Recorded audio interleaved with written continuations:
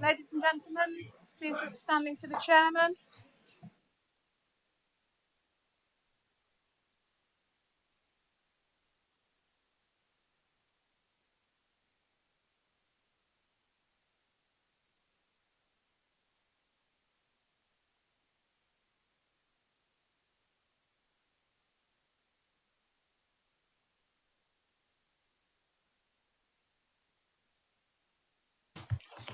Continuation of item 7.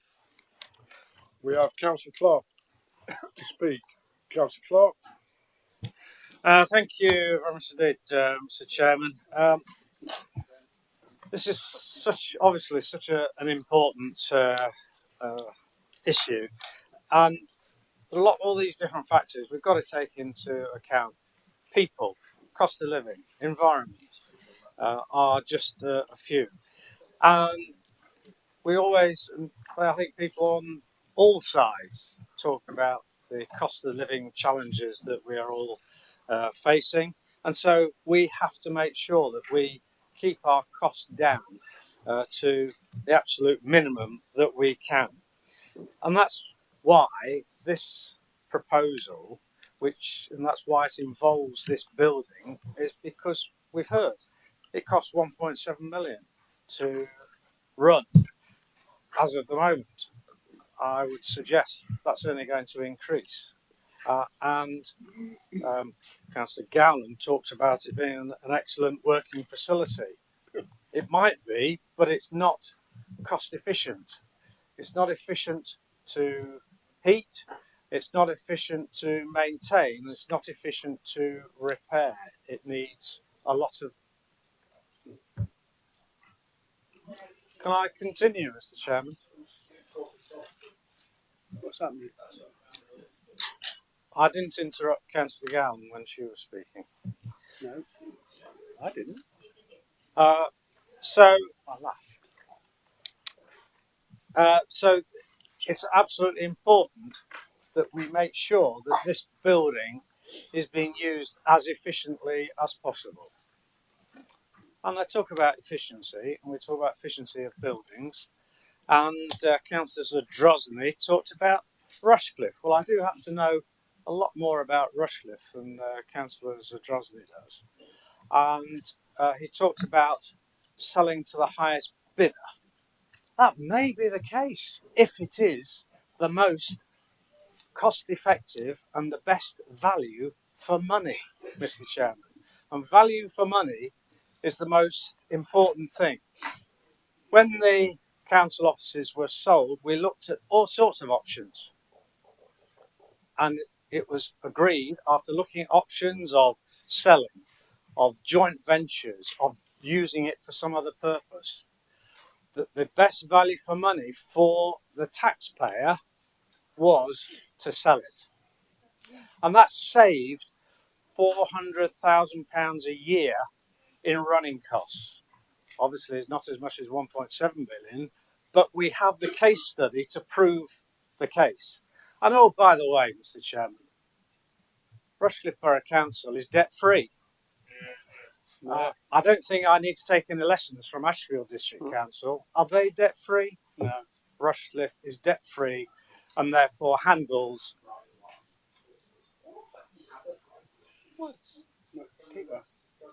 I'm now being interrupted, accusing me of being a liar. Can I have a qualification, please, Mr. Chairman?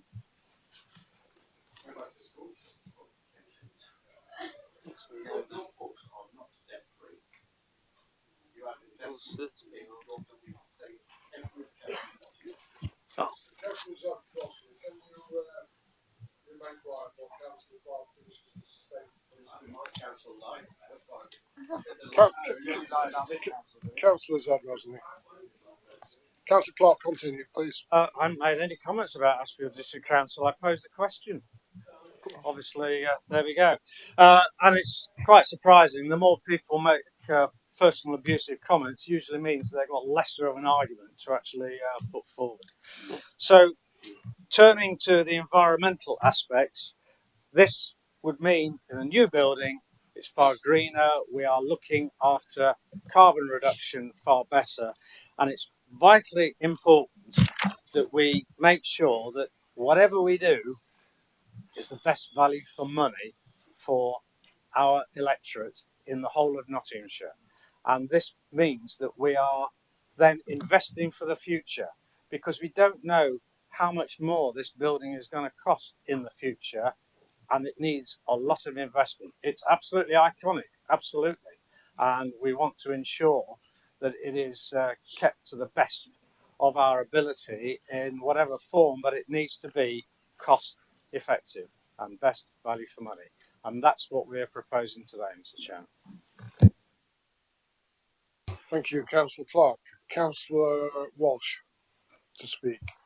Thank you, Chairman. If you just bear with me while I start this. I've many conversations with my partner in our household. Some of them are interesting, some of them are boring, but I do still listen to him when he's talking about those things that I find boring. And those things that I find really, really boring are some of the things that are actually relevant today.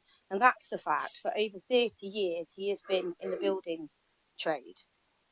And one of the things that keeps cropping up with regards to the building trade at the moment, and these are little things, but they all mount up. And I say the little things, they're not little things for the building trade profession at the moment. Plasterboard in the last 12 months has gone up by 115%. 115%. There is a national shortage of concrete. There is a national shortage of gravel. Screws have gone up in the last 6 months by over 42%. Building and costs across this country are spiralling out of control, and it is affecting the building trade. And we have to look no further than one of our biggest building firms in Nottinghamshire that has actually gone into administration in the last few days because, I quote, spiralling costs. Now, given this background, given the fact that the government recognise this, given the fact that BKIB, and if you don't know who that is, look it up because you should know who it is, the fact that they are saying this, then where is the risk assessment? That's what I'm concerned about, because everything you read with regards to building trade, and I do read it, I do read it, is something that I'm not interested in, but my partner likes to talk about. It's trade, so you do what you can.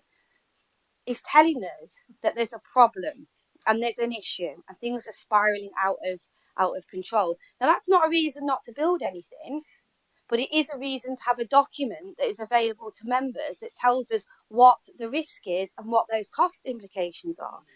Councillor Clark, I quote, has just said, we don't know how much it will cost to run County Hall in the future. No, neither do I, because it's not in here. There should be a risk assessment. Now, let's just talk a little bit about openness and transparency. And I've said this before about another local organisation, and I'll say it about this organisation. The minute that you stop being open and transparent with the public of Nottinghamshire, you're on a slippery slope. A very, very slippery slope.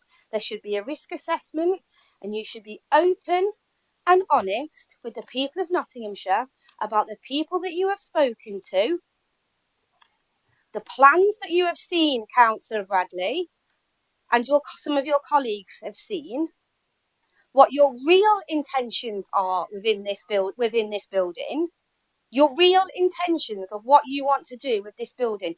Be open and be transparent about it, and then bring it back and let's have a conversation about it. The other thing that I'd like to talk about as well is with regards to trade unions, and I will declare I'm accompanying representative for the GMB trade union. There should be a formal consultation with the trade unions, and I hope that Councillor Gordon-Will is going to commit to that fully. He puts his arms like that, but when I've spoken to senior people in the trade union, that's not happened. And perhaps if it had have happened, he'd have those senior conversations, then he would know there's a huge piece of work being done across Nottinghamshire about the mental health impact of people working from home, which again should not be ignored. It is getting larger and larger and larger and bigger and bigger and bigger. Now, I've said about a risk assessment. I've asked for openness and transparency. I think it's nothing short of what the people of Nottinghamshire deserve. But I'll close with this, and I'll just add, I love this building. I love its historic value. I don't think we do enough with our history in Nottinghamshire. I have to say that. Now, I'll close with this. There's been a lot of talk about East Midlands Mayor. Let me rest assure and reassure the people of Nottinghamshire, Ben Bradley will not be the Mayor of the East Midlands. Thank you very much. Thank you, Councillor Welsh. Councillor Lawton to speak.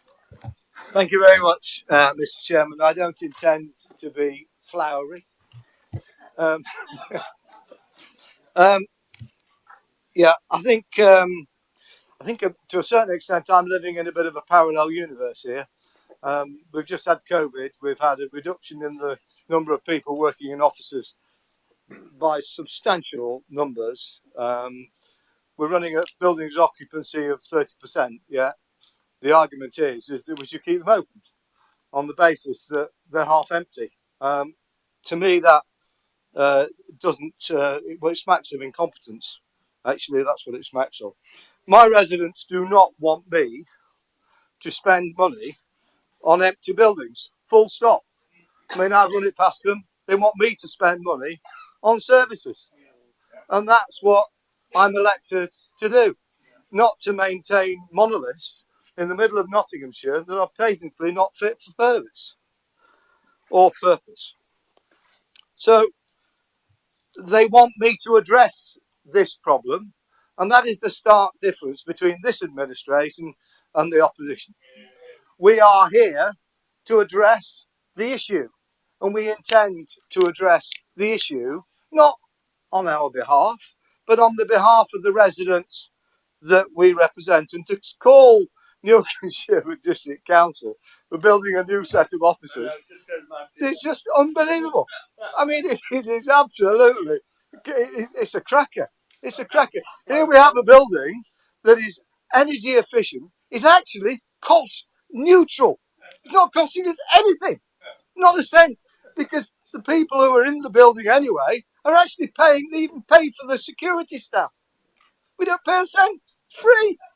Newcastle can spend every cent they get on council tax on services, not on maintaining stupid buildings. I mean, it's just, it is beyond the pale, actually. What it is creating opposition for opposition's sake. And to bring GAR and the overspend on GAR is an absolute cracker. The first time GAR was brought in front of this administration, Labour were in control and they refused to build it. Had they built it then, it would have cost a tenth of the amount of money that it did eventually. And actually, good on this administration for taking on and building a road for the people of Gedling. Yeah, we recognise the need, and good on us for doing it. And we did it right the way in the middle of a COVID pandemic as well. And so good on this administration, and we take the pat on the back. And let's look at what's happening nationwide as well. As you're well aware, I'm your representative on the County Council Network. There are 15 out of the 42 county councils that are looking at moving out of their 1930s not for fit for purpose buildings. Wow! Are we doing something strange? No, we are not. We are doing something that everybody else is doing because they've recognised what this administration have recognised. They're costing lots and lots of money to put right. They're full of asbestos. I don't want to be in a building full of asbestos. I want to be in a modern building that's fit for purpose and that's fit for delivery of service. So I implore on you all, I know you won't because you're just being opposition for opposition's sake, which is, which is your call. It's your call.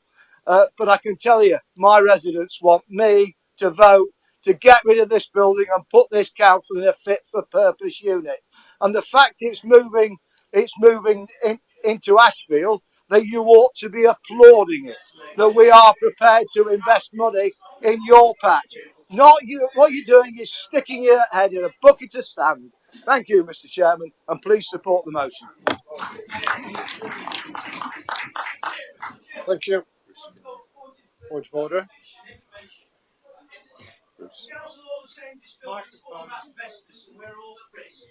I think you ought to talk to the officers.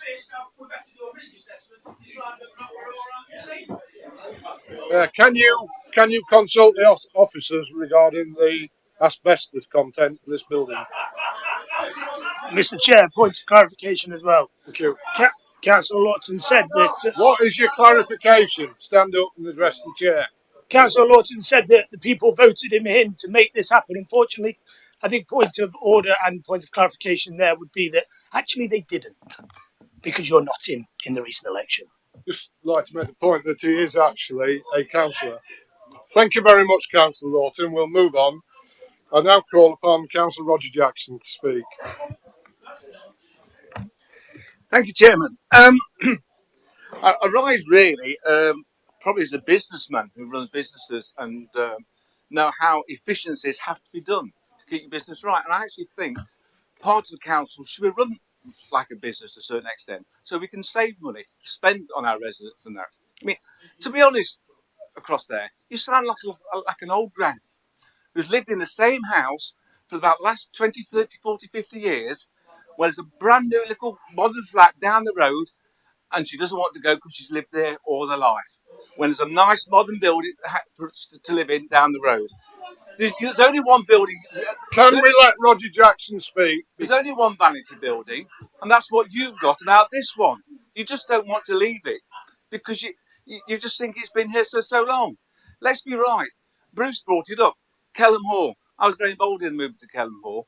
We paid for Castle House in just under 4 years of moving out with the savings we made. You've heard now, it's virtually cross neutral. We have more money, more taxpayers' money to give back to the residents of Newark and Sherwood because we moved out of Kelham Hall and built Castle House. It's a far better building. The staff love it because it's efficient, it's clean, it's vibrant. We've got other agencies in there that work together. It's a one-stop hub for a lot of people to go to. Come on, grow up. If a developer can make more money out of this than what we can, and the cost it's costing us to run it, and we can build a new, efficient. Quiet, you've got your opportunity to speak. We can Carry build on, a Councillor new, Jackson. efficient building and save millions of pounds a year. We will pay for that building in a very short time and have more money, Paul, to give to our residents and our services. Thank you, Chairman. Thank you, Councillor Jackson. And I call upon Councillor Creamer. Thank you, Chairman. I'll seek to make it to this building, but on the last couple of contributors, I thought that was pretty flowery for a non-flowery speech. So there we go. And as far as the Guards concerned, the Labour Party, and thanks John Clark, has been pushing that for years before you were actually in power as well. So we'll lay that one to rest. It wasn't the Tories alone, although you finish it through. And when it comes to actually Kelham Hall, for instance, we're doing the exact opposite. You're moving from a building that actually couldn't be accessed by the public, i.e. Kelham Hall was very difficult to access, to one right in the centre of town, which was nice and pretty well in the centre of town, nice and easy to access. We're doing the opposite. We're actually making it more difficult for a majority of our residents to get to Hucknall or to get to Top Wigate, to be precise. But having that being said, I would like to say there's a few arguments here. If I'll just go for it. There's a backlog in maintenance, 3.6 billion in the period up to 2035, and that's in the report, page 4. Where's the detailed cost of accounting was clearly informed, which hopefully clearly informed the decision. The 3.6 million refers to 12.6 of electrical mains distribution power and lighting work. This counts significant capital improvements to the building electrical power lighting less than 10 years ago, as well as significant improvements to office space. So how is that 12.6 million claim accurate? So you've said it's going to cost about £50 million, but where was your datum point? Where are you actually starting from? Like we said, there's been significant investment in this building. Even the fire itself has caused actually fairly significant investment in the building. So where are those figures? We haven't got them. A business case for actually closing this would, and forgetting about the rights, wrongs of moving to Top Wigate or anywhere else, the business case for actually closing this building isn't there. I agree with what some people say. People want to work in a more efficient office. Well, let's make it more efficient. Where's the cost for that? Is it that it's not affordable? We keep hearing this, well, it's not the best, it's the only option, this option, but we haven't heard any details of the other options at all. John Clark, much earlier on, mentioned Gedling, for instance, where it is actually using space that we don't use. We said it was 30% empty, and that was 50%, which is wrong, actually. It's more than 50% if it's slightly less, so 50 if it's 30% empty. But where these are H buildings. How difficult would it be to block this part off or that part off, and have shared ownership or shared facilities with somebody or completely different firm? It's an iconic building. It's iconic in the whole of Nottingham and Nottinghamshire.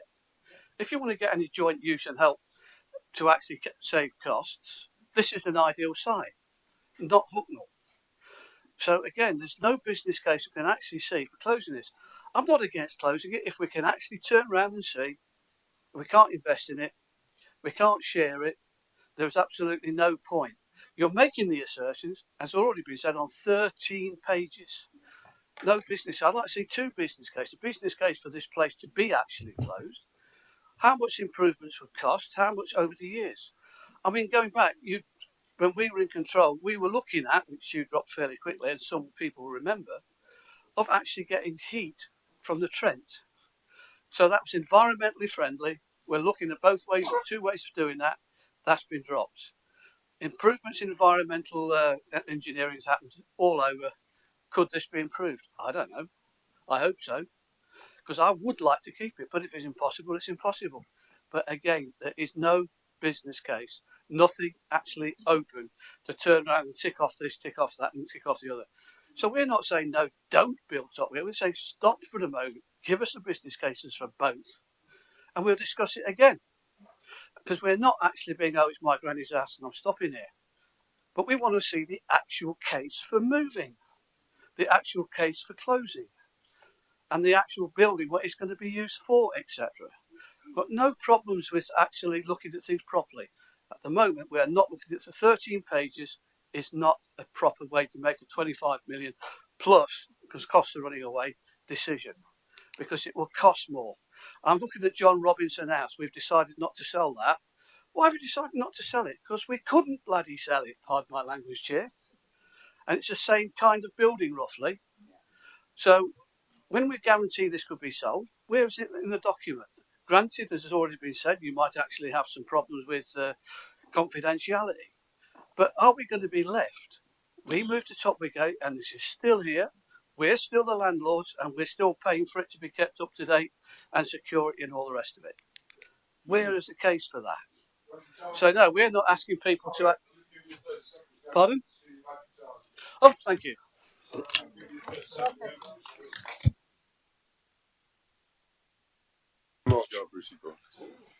So, Councillor Upton to speak next. Thank you, Chairman. I really want to be brief and quite factual and not have any emotion. I speak as a former employee of this authority that looked after the maintenance of the whole of the portfolio for 35 years, from 1975 to 2010 when I left the employment. And I looked after this building. I worked in this building for many years. So I think I come from a position of knowing it reasonably well. I've crawled around the roof space. I've been in every room, every pipe duct, in the basement, in the old coal-fired boiler when it was here. So I think I speak from a position of some knowledge. I have every confidence as a chartered building surveyor and the history I've just told you about this building that the £30 million condition survey in item 14 is pretty much correct. This building was started pre-war, pre-Second World War, in the 30s, late 30s, stopped during the war, and they carried on. So we're looking at what, 80 years? Got to be 80 plus years old. Everything has a life to it. These oak windows, best quality when they put them in, just post-war. But even these oak window frames are coming to the end of their life after 80 years. And that's a huge expense for somebody to replace them or whatever. So I'm just looking on the first part of my talk about the existing building than the existing projected ongoing and growing maintenance need. It won't get less, it will get more, because the utilities, and a member over there mentions about the electrical installation, it's deeper than that. It's the electrical utilities underground and their age of those, the main inputs, the main drainage, a whole host of things that come together to make that £30 million identified need. Right, the next bit, and I'll be brief, is, you need to upgrade the building as a place of work. I worked here, and believe you me, for many years. It's damned hot in the summer, and it's pretty cold in the winter, and there's no way you can zone the building. I couldn't go along and turn a knob and certain part of the floor would be cool and another bit be hot. It's of an age when there's no building management systems, no zoning. It was either full on hot or full on cold, or the boiler broke down. I mean, it is it of an age where it's not fit for purpose anymore. It needs major investment. And colleague here talks about the BREEAM regulations and standards. Absolutely right. That's where we should be in the climate change and the world we're living in now, and decarbonisation. Most of these windows, try them for yourself, are single glazed or a poor attempt at making them double glazed. They're not triple glazed. They leak energy everywhere. When the wind blows, it's hellish drafty.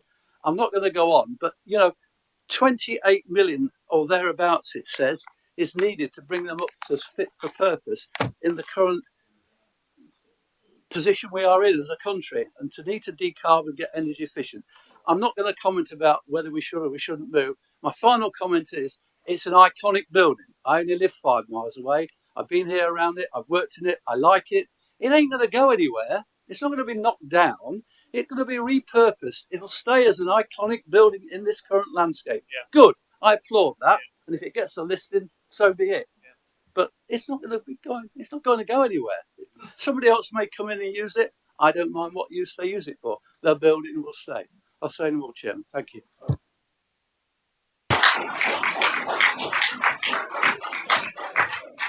Thank you, Councillor Upton. Councillor Taylor to speak. Thank you, Chairman. I think I'm going to start, having heard some of the debate today, just to ask whether I've been given the same report that members on the other side of the chamber seem to have been working from, because I sure as heck can't recognise some of the nonsense that's been espoused today so far.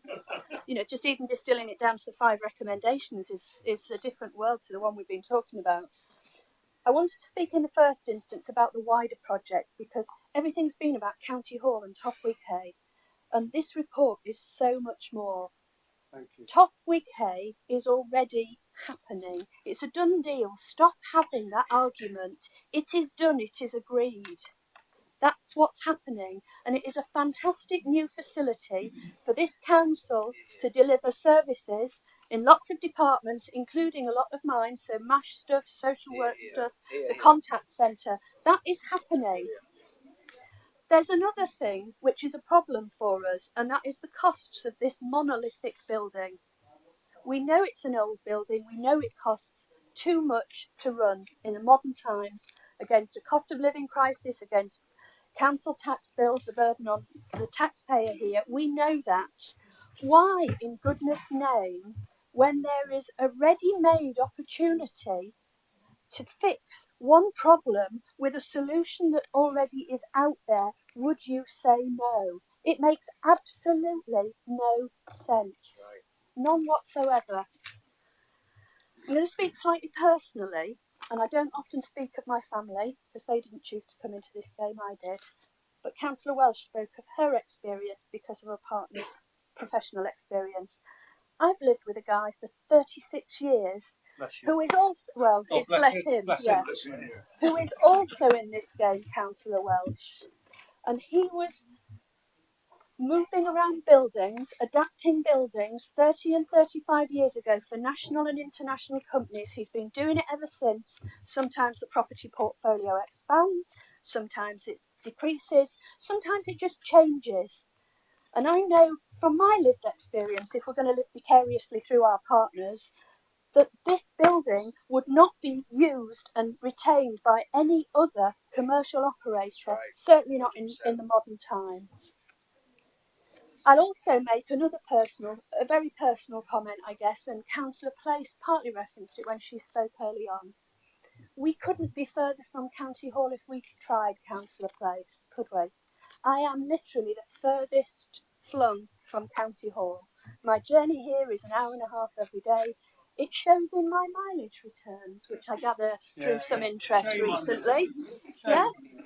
Now, moving to Topwick Hay won't make a great difference. I've asked numerous times to have County Hall relocated to Ollerton Roundabout instead of the statue. I'm not getting any traction. I'm not getting any traction on that. I am not attached to this building. I'm not attached to this geography. All I want is efficient service delivery for my residents. You know, we're talking about moving staff from the north of the county into better provision that means that they can meet the needs of our residents, our clients. I'd be grateful not to have to travel an hour and a half each way, but I'll do what the job requires of me. And for those councillors who've spoke, and with apologies to some other Rushcliffe councillors who've been quite quiet and mild-mannered, I would just remind a lot of West Bridgford councillors, it is not the centre of the universe, it's not even the centre of the Nottinghamshire universe, and I support these proposals wholeheartedly.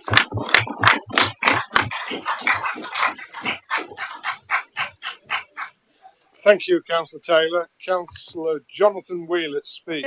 Chairman, just a point of order. Can I just clarify what I've got a medical problem, but you tell me what I can do and not do, Councillor. Clarification. Clarification is I just want to clarify what Councillor Taylor said with regard. Did you say I live precariously through my partner? What did you say? Because I heard precariously and I said you live precariously through your partner. Because I'm a standalone woman with my own job and my own money, an educated woman. I don't live. I think you can email this if you wish to take that up. I don't think it's a serious insult or.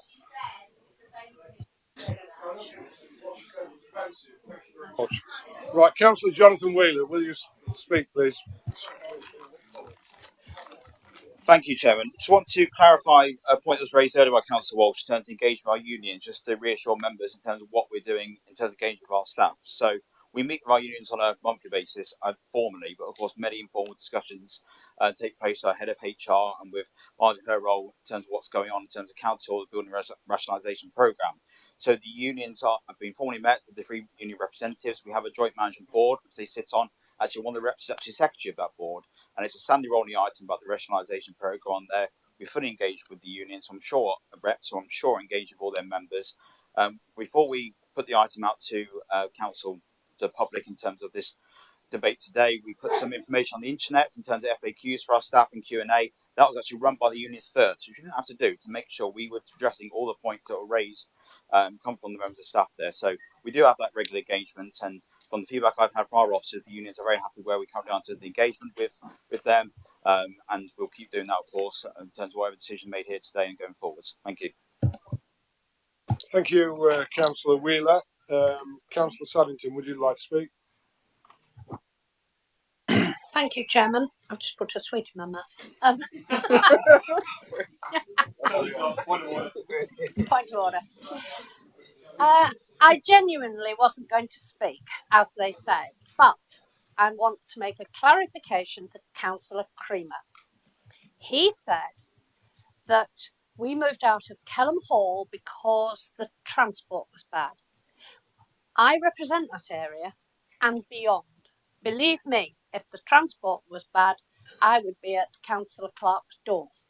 We have a bus service from Newark to Mansfield, passes Kelham Hall.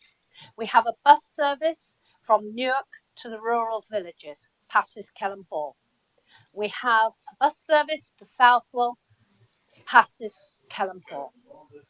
I can assure you, if there wasn't a bus service and there'd never been a service, Councillor Clark would know about it. So I'm just putting the record straight. Thank you, Councillor Saddington.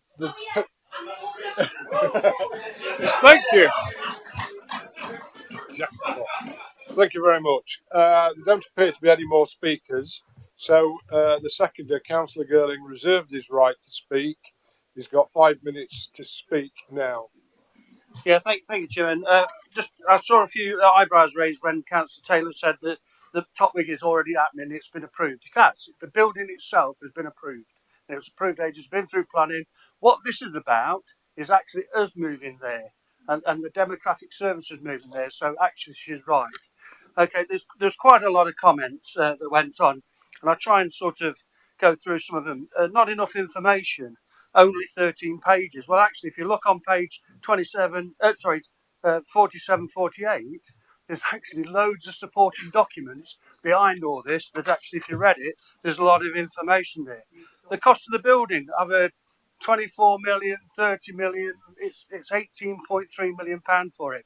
I've heard 1,400 houses. I've heard loads of houses going to be there. It's 805 houses going to be there.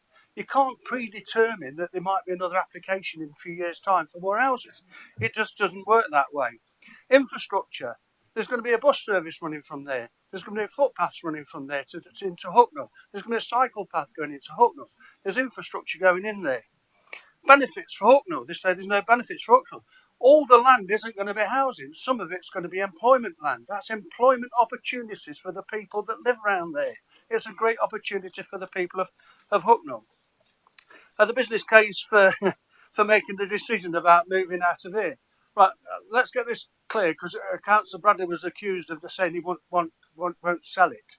Right, we don't know what's going to happen yet, because what we've got to do is find out what the best possible use for this will be. And it might be that it's a joint venture, so therefore we won't sell it. It might be that actually we determine that we'll do something with this building, or it might be that we sell it. But we will do what's best for the people of Nottinghamshire in terms of the best return, best value return for this building.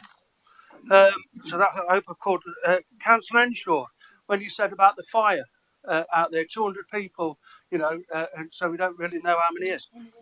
This place takes over 1,000 people. So actually, you made it 20% rather than we reckon it's about 30% occupancy. So thanks for strengthening our case. And when I left Councillor Gowland, it wasn't about people with mental health issues, it was about saving furniture. If you know how much furniture we have in this place, in all the buildings, it was about that. I appreciate mental health issues more than most people, having gone through it myself. And I would never, ever ridicule anybody that has mental health issues. But that's why it's hybrid. If they're not working from here, they don't always have to not work from here. They can work in the office as well. So it's their choices, and they make the choices based for them, which is best for their mental health. Posh. I think I was called a posh councillor before. We proved it was actually you was more posh than me. You got a three-piece suit and you've got horses. Right? It's not a posh building. It's a functional building. It's functional. Yeah, it's a functional building. And the showers are not for the Conservatives. The showers are in a place so if any employees or councillors cycle in and need a shower, they've got to have a shower before they start work. That's right and proper, actually. They've got changing rooms for them as well. So nothing to do with the Conservatives. And you know that because it's all in here. So you're just telling people what you want them to hear, hoping that it will stick. Well, start telling the truth for a change. And anyway, I've got to do this. And he's not here. It's such a shame he's not here. Because he accused me before of lying about Hucknall Library, and he had concrete evidence about the fact I was moving the library to some function in Hucknall. He had concrete evidence. Actually, it turned out to be a grain of sand. I've got concrete evidence here that Ashfield District Council, concrete evidence, are in favour of Top Wigate, in favour of the building. They've signed a document here. In fact, Councillor Walters put a complaint in against me saying I lied about it. And actually, you had to withdraw it, didn't you? You had to withdraw it because we've got evidence, concrete evidence. So they just talk in front of everybody in the television and things like that. But behind closed doors, I won't say smoking rooms because you can't smoke in public buildings anymore. But behind closed doors, they're signing, oh yeah, this is a great idea. But let's go and complain about it anyway. So and the IT stuff here, it's not staying here, it's moving. Yeah, it's been done so that we can move it and it can be used in a new building. We won't have to buy new stuff. Again, fictional, not fact. And I really can't go on anymore. And water, and for this place, right, £1.7 million a year to run. So if anybody was coming in here to share this building with us, they'd have to share the cost of £1.7 million and pay Girling. rent. It ain't going to happen, is it? Thank you, Councillor Girling.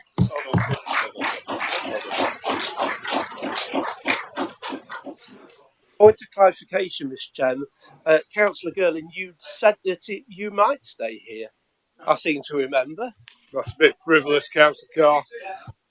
That is the name of the game today, isn't Let's it, have a laugh Chairman? then. I now call upon the mover of the motion for his right to speak, and that happens to be Councillor Bradley. Thank you, Chairman.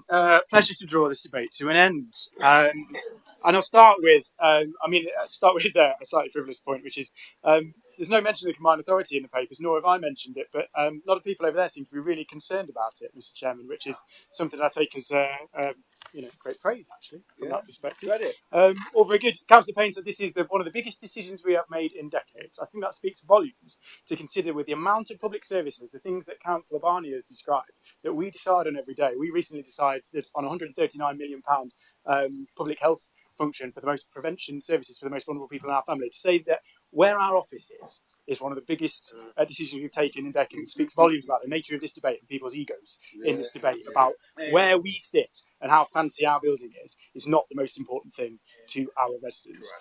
Councillor Foles misunderstood the recommendation. She said she can't find any decision that County Hall is unsuitable. We're making it today, and the documents around that are in that list of 17 other documents to go and find in the paperwork. This conversation about there's not enough information. 17 other documents in the paperwork with condition surveys that have been shared through the scrutiny process before. So they're all out there and they're all available for people if you can be bothered to read them, which clearly people haven't.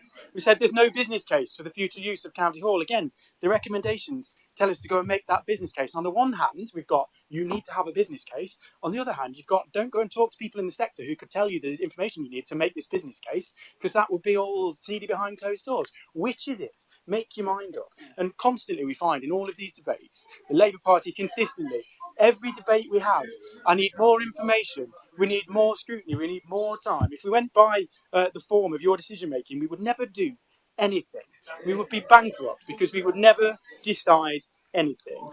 Ashfield Independent's figures on this are nonsense. It's 18.3 million. We know inflation has gone up over time, as it has everywhere, as, by the way, would the cost of refurbishing this building as well will have gone up by the same amount. It's not 22, it's not nearly 30, as one of the Ashfield Independents said in the newspapers yesterday. It's 18.3, and we are deliberately misleading people. In this debate, you are deliberately misleading people when you make up these figures and you ignore the other half of the spreadsheet that talks about the fact that we will save more than it costs. And it is not right, aside from the things that have been said in this debate that are probably libelous, and I'll give people the chance to correct those during the course of today's meeting before we take that away. But there are all sorts of things raised in this chamber today and in this debate from over there that you should be absolutely you're just totally wrong, and you just need to stop and level with people and stop telling lies about this council in this chamber. It's absolutely wrong. Councillor Waters said it's unprofessional. It is a little bit rich coming from the Ashfield Independent Group, Mr. Chairman. And look, this decision is not about whether we build a building at Topwoodgate. As has been said, that was passed and approved through planning a long time ago. What this decision is about is, do we move our civic and democratic functions to the building that we're already building and reduce our building portfolio by one? It happens to be the most expensive one. We're not adding buildings, we're not adding space. We've gone from 17 buildings down to 9, and we continue to go down. We continue to move to more efficient buildings that save money, that are located in the best places for the delivery of our public services. A building that's already going to be there. It's going to have the multi-agency safeguarding hub in it. It's going to have customer services in it. It's going to offer public services to people in Hucknall, in Ashfield, and the surrounding area. We are just moving ourselves and a handful of staff, tens of staff, as we've discussed. That is not rocket science. That is a blindingly obvious saving. And as I've said, in the 17 supporting documents that sit behind this report that are all listed in the report that clearly nobody over there has bothered to read, all of this is laid out. To say there is not enough information, I have never seen a decision made with more information in the report and in the supporting documents to the report. It's absolutely unbelievable. This is about where we put our money and what we value as a council. Councillor Lawson's absolutely right when he says that our residents expect us to get best value of public money, to deliver the best possible services, and to sit here and say that we should just spend 28 million on the maintenance of this building, another 20 odd million on the refurbishment and getting this building up to speed over the next 15 years at the expense of delivering social care, at the expense of protecting vulnerable children. Where are you getting that money from? Pull faces, Councillor Welsh, but actually I look forward to the alternative budget in a year's time, where Labour bring forward their alternative budget that shows where they're going to save the tens of millions of pounds from our public services to fund staying in this building, because it's absolutely disingenuous to suggest that that is just a cost. We prioritise public services. We will always prioritise public services, and that's why this is the right thing to do.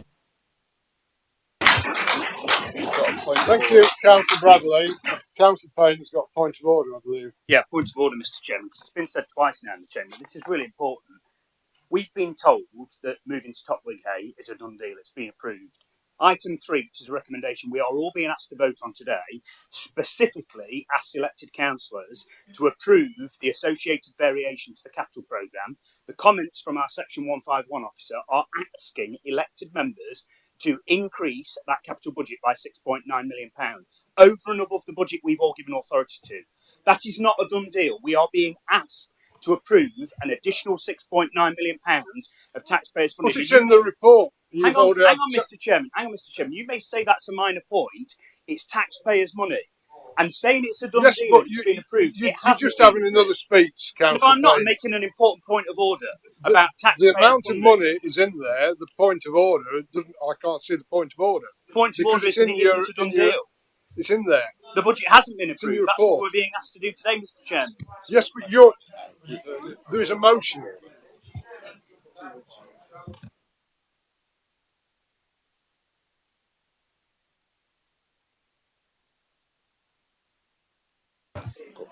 All those in favour?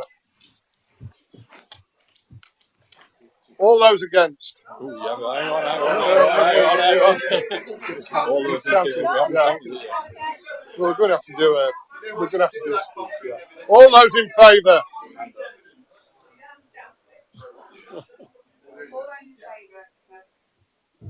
Concrete evidence was in the ballot box in May. That's where it was when you look.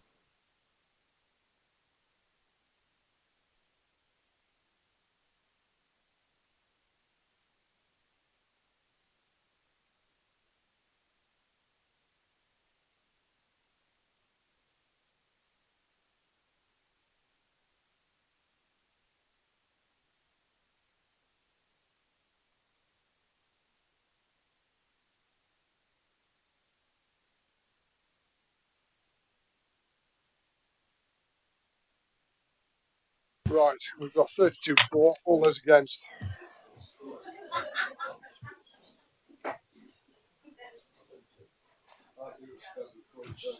Hang on. This is how many votes Keith got in May. Councillor Zad Rosner, you've got more than that.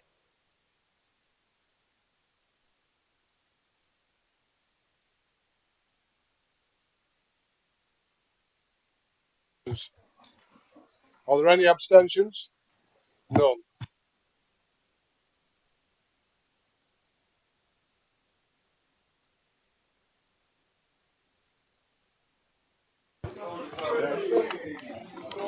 And so we move on to recorded vote. Yeah. Have we got 10 hands? We haven't got any hands. Okay, we'll go back.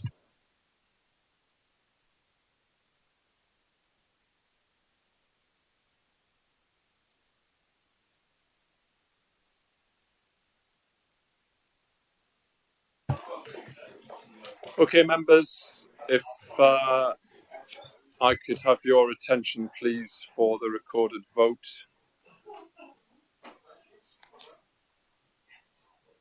Thank you. I'll go through the list. Councillor Adair. 4. Councillor Adams. 4. Councillor Allen. Councillor Anderson. 4. Councillor Bailey. 4. Councillor Barney. 4. Councillor Barnfather. 4. Councillor Bradley. 4. Councillor Butler. 4. Councillor Callaghan, Against. Councillor Carlton, For. Councillor Carr, Against. Councillor John Clark, Councillor Neil Clark, For. Councillor Corden,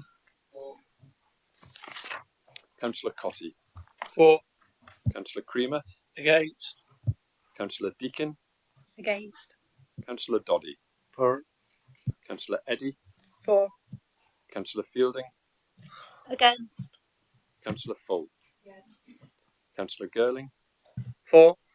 Councillor Gowland, Councillor Henry, Against. Councillor Henshaw, Against. Councillor Hollis, Councillor Introna, Councillor Richard Jackson, Councillor Roger Jackson, Councillor Kerry, For. Councillor Lawton, Councillor Lee, Councillor Madden, Councillor Martin, Councillor Meakin, Councillor Moxon, Councillor Ogle, For. Councillor Oliver, Councillor Owen, Councillor Payne, Against. Councillor Place, Councillor Pringle, Councillor Purdue-Horan, Councillor Quigley, Councillor Saddington, Councillor David Shaw, Against. Councillor Sam Smith, For. Councillor Tom Smith, Councillor Taylor, Councillor Turner, Councillor Upton, For. Councillor Waters, Councillor Welsh, Against. Councillor Gordon Wheeler, Councillor Jonathan Wheeler, Councillor Williamson, Councillor Wilmot, Councillor Zadrozny. Keep, bear with us.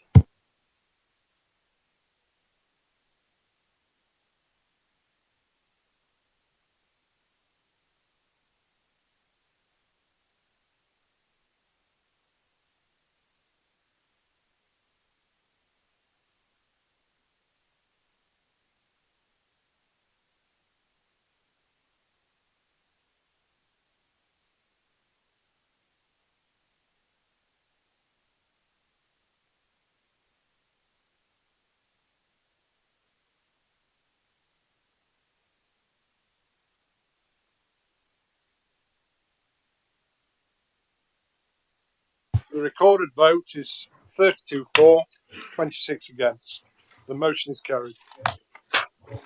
We now move on to item 8, constitutional review, update to council procedure rules. I call upon Councillor Owen, who will move the recommendations in the report.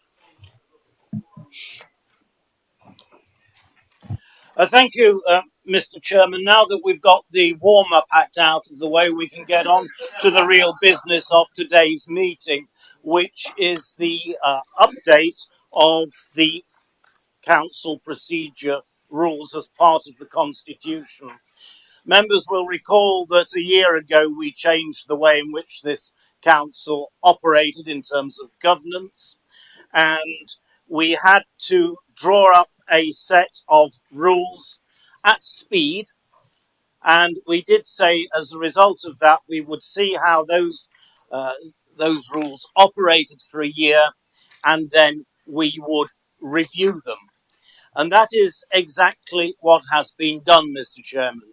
We had a cross-party working group again, and at this point I will put on record my thanks to the members of that cross-party working group who have come up with a set of suggestions, recommendations for approval by this council to make the operation, particularly on council day, more efficient, more effective, and more relevant to the residents of Nottinghamshire.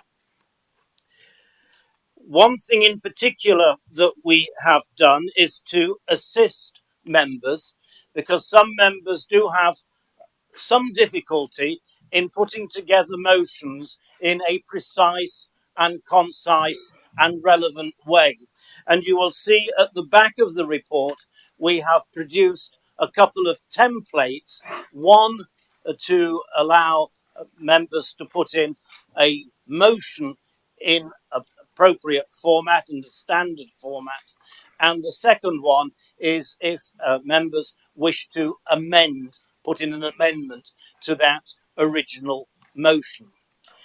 The changes you will see are tracked in the report, which I think is very helpful so that we can all follow them. I think overall I would say that the proposed changes are moderate and minor, and therefore I do expect, as these are the recommendations of the cross-party working group, that they will be accepted without discussion. In so closing, Mr. Chairman, I will move the recommendation set out on page 57 that this council approves the revised procedure rules for meetings of the full council as set out in Appendix A for implementation from the 14th of July 2023. I so move. Thank you, Councillor Owen. I call upon Councillor Lee, who will second the motion. Chairman, I second and reserve my right to speak. Thank you, Councillor Lee.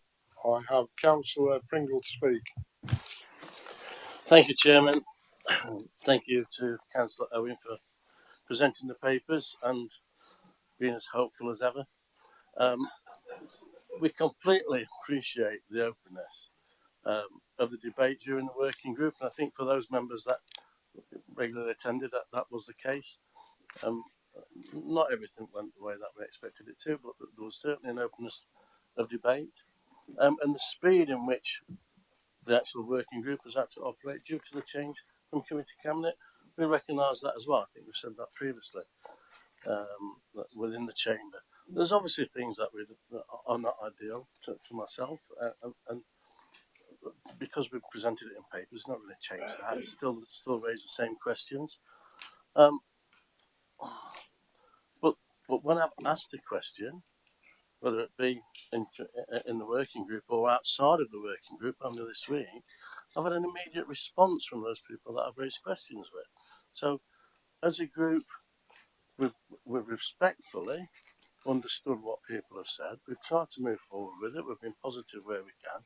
And we've accepted that there'll be issues that don't quite run the way that we want them to do. A couple of examples. The budget timings. I'm not sure why that's needed to change, but we know that we talked about that. And again, the sections which highlight direct control. But we've said that as well before. I think there's a control issue that I'm not quite clear about there. In fact, today possibly, I'm reading the fluoride motion which Councillor Dodd is putting forward. I'm not even clear if that would have gone through today because of how we are and how the Constitution is written.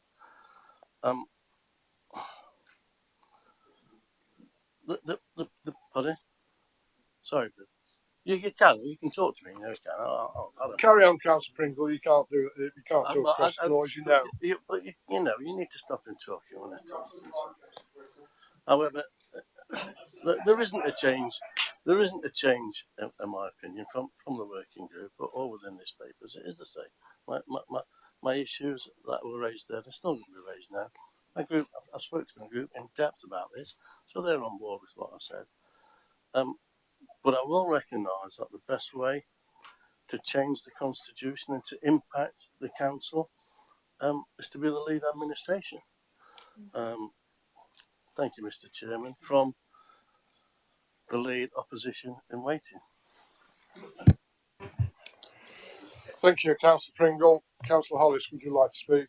Thank you, Chairman. And obviously, I'm not a member of the working group, but I think it's important to make clear that I strongly oppose what's being said today.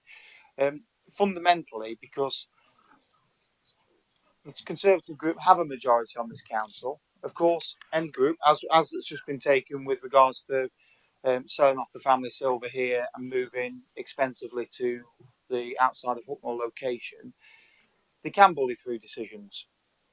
But scrutiny also needs to take place. like we have an official role, which here is the equal main opposition with 15 members and the Labour group of 15 members. We're remunerated to do so. We have positions on committees to do so. That is all done so we can scrutinise what the administration do. And of course, the Ashfield District Council, we have an opposition, Gedling Council is an opposition, etc. But the procedures of full council are set there to make sure we can scrutinise and use our role as individual members to do that. And let's just turn to some of the things that I see as a problem. You know, we're taking out questions of the fire authority. You know, why don't we as an organisation want to question the fire authority? And again, is that because the majority group have gerrymandered the constitution of this, where the independent group have 25% of members on this council, yet we only get 14%, half, of the allocation of the fire authority members due to some quirk of numbers? And why isn't it right that our members should question? I see it completely unnecessary to take that out. And then questions to members and speeches. Why are they limited? You know, for example, all members here have 3 minutes to speak. If everybody spoke, it wouldn't take that part of the day. But when has ever too many people wanted to speak? Ben Bradley wants to say, the current leader of the council wants to change the way questions are written. And of course, if members have seen the amendments, he wants to decide the topic of the first 15 minutes of the hour of questions to him. Only based, I mean, I'm grateful that the leader's obviously read his own constitutional changes. The questions can only come to the leader based on what he says. So if he doesn't say something in his speech, we can't ask him questions on it. Okay. Yeah, that's Carry right. on, Councillor Hollis. I'm listening. Yep. So it seems to me that they're ultimately running scared of scrutiny, Mr. Chairman. And if they're frightened of 15 independent members, which I dare say they are, despite being more than double our number, then shame on them. But the very fact that certain issues are now going to be pushed out of this chamber, and I want to share an example with you, which was, of course, I mean, I could go back to my early days of 2013, but I want to share with you only the last motion that I put my name to. This was the front page of the Post, the front page, and that was down because I put a motion in my name and this council supported it about smart motorways. This front page would not have happened, and the changes that are ultimately going to lead from press like this and will save people's lives in Nottinghamshire will now no longer be able to happen if these are approved. And frankly, we have an obligation here as community leaders to discuss stuff. And it's effectively no better than a gagging order. And I'm really ashamed that we pride ourselves on democracy, but of course the democracy only extends so far when you're talking about things the administration want to do. But the only point of pride I take is that independent members are outnumbered 2-1 to Conservatives on this council. And I'm very grateful that you guys seem frightened that much of us, that you want to limit us to one motion, which, by the way, separately to this, I think needs to be discussed, is how we had 3 motions to this council submitted in good time, all thrown out by the Conservative administration before they're even discussed here. Well, I think nobody believes that, in the same way that we were force-fed that you weren't selling this building up until about 2 hours ago. I'm really disappointed, but the source of pride we will take is you're obviously scared of us and you're gerrymandering the Constitution to make sure that we cannot do our public obligation and scrutinise what you're doing. Of course, like I say, I'll be voting against this, and it's a real shame that we aren't allowed the opportunity to scrutinise in the same way that we can do on any other council. Thank you. Point of order, Mr. Chairman. I think it is a genuine one, which you might appreciate. Go ahead, Councillor Bradley. I just think it's really important to say that the Constitution, the way that our system works, means that the administration, myself, none of us have seen the motions that Tom mentions. They don't come to us unless they are approved. The monitoring officer makes those decisions, not the administration, and it is absolutely not our decision whether they are constitutional or not. Thank you, Councillor Bradley. Thank you, Councillor Hollis. Perhaps you'll make those available. I've got Councillor Payne to speak. Thank you, Mr. Chairman. Councillor Owen as ever puts up an honourable defence, I think, of this piece of work. I'm afraid to say I've been around far too long to notice that this isn't your work, Councillor Owen. This has the hallmark of somebody else's pen all over these rules, and he knows exactly who he is, who sits on the other side of the chamber. Let's call this out for exactly what it is and what it isn't. This isn't about efficiency or relevance. This is about controlling the agenda and controlling the order paper. You have an absolute right to do it with your majority. But actually, if you were responsible, if you were adult-like, as phrase we've heard in a debate earlier, you would be the better people and you would be willing to take difficult questions. And if you were confident of your philosophy, confident of your argument and confident of your views and values, you would take those questions and you would answer them. It's the fact that you're not confident of your values, your vision, your mission, or what you're doing at this council that you're running away from difficult questions. You used a phrase, Councillor Owen, when you opened the debate, that this was about making this council more relevant. And I declare an interest here because I am currently the chairman of Nottinghamshire and the City of Nottingham Fire Authority. It may be somebody else in the future. What else is more relevant than one of the key blue light emergency services that saves people's lives day in, day out, than asking questions of me and anybody else who may be in that office in the future about the emergency services and the way they save people's lives. This county was in a dire strait last year, and the fire service was on its knees responding to wildfires that were cropping up all around the county. And the chief fire officer was inundated with calls from county councillors. And it is quite right, it seems to me, and appropriate that people are able to hold to account me or whoever it may be in the future as the leader of the fire authority in this body. And why is it important? Because I heard the chunters across the room about there being a fire authority, because legally in statute it is a combined fire authority that is constituted by the county council and the city council. And you'll note that Labour-led city council are not running away from asking questions of the fire authority chairman. And I see we've got some strange foil about asking Ben questions on the puff piece of his executive report that comes every now and then, presumably to be used as a platform for his future campaign for the mayoral election. It's a denuding of democracy. I remember a few short months ago when Councillor Wheeler and other people were stood on their feet asking me questions because they cared about West Bridgford fire station. But now they want to deny the opportunity of everybody else in this room to stand up for their division in asking me questions as the fire authority chairman. And I say, ask me questions, bring it on. I'm more than happy to answer them. You said, Councillor Owen, and I quote, that you hope that this document should be accepted without discussion.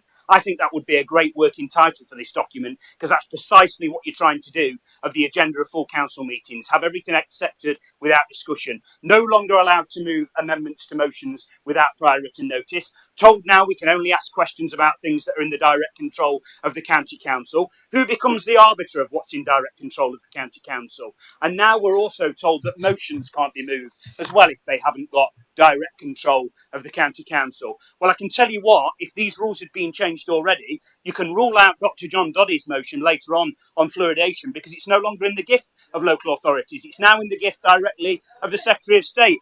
And my friend, Councillor Welch, who so powerfully, and may I also say alongside Councillor Sue Saddington, has argued for the people who deserve justice in this county around maternity services and the disastrous mess that there has been. On your rules, Councillor Owen, supported by all of you on the other side of this chamber, the motion around maternity services and so many other issues where there has been a political consensus in this chamber would not have found themselves to the fore. And I'll just finish by saying this, Mr. Chairman, because party politics often gets in the way of these debates. What an incredibly, and you might call me pious about this, what an incredibly sad day for this chamber.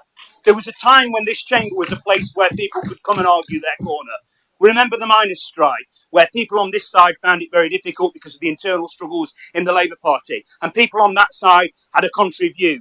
But they came here and they debated honourably and they argued because those issues affected the people of Nottingham and Nottinghamshire. And now we're being told, Mr. Chairman, let's retreat to the sidelines. Let's become little people. Let's talk about only the things that we have direct control over. It is an incredibly sad day for this county council, and it's the start of a slide of this once great democratic institution retreating from the sidelines of the fabric of our everyday life. You may think this is a small pen trick, Councillor Owen, but what you've started, by God, when there's a different administration, will come back twice as hard.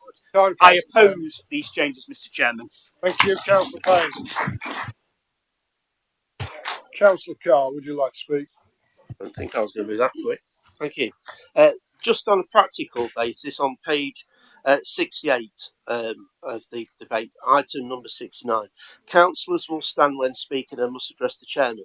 I really do believe that that should say councillors will stand if they are able. Yes.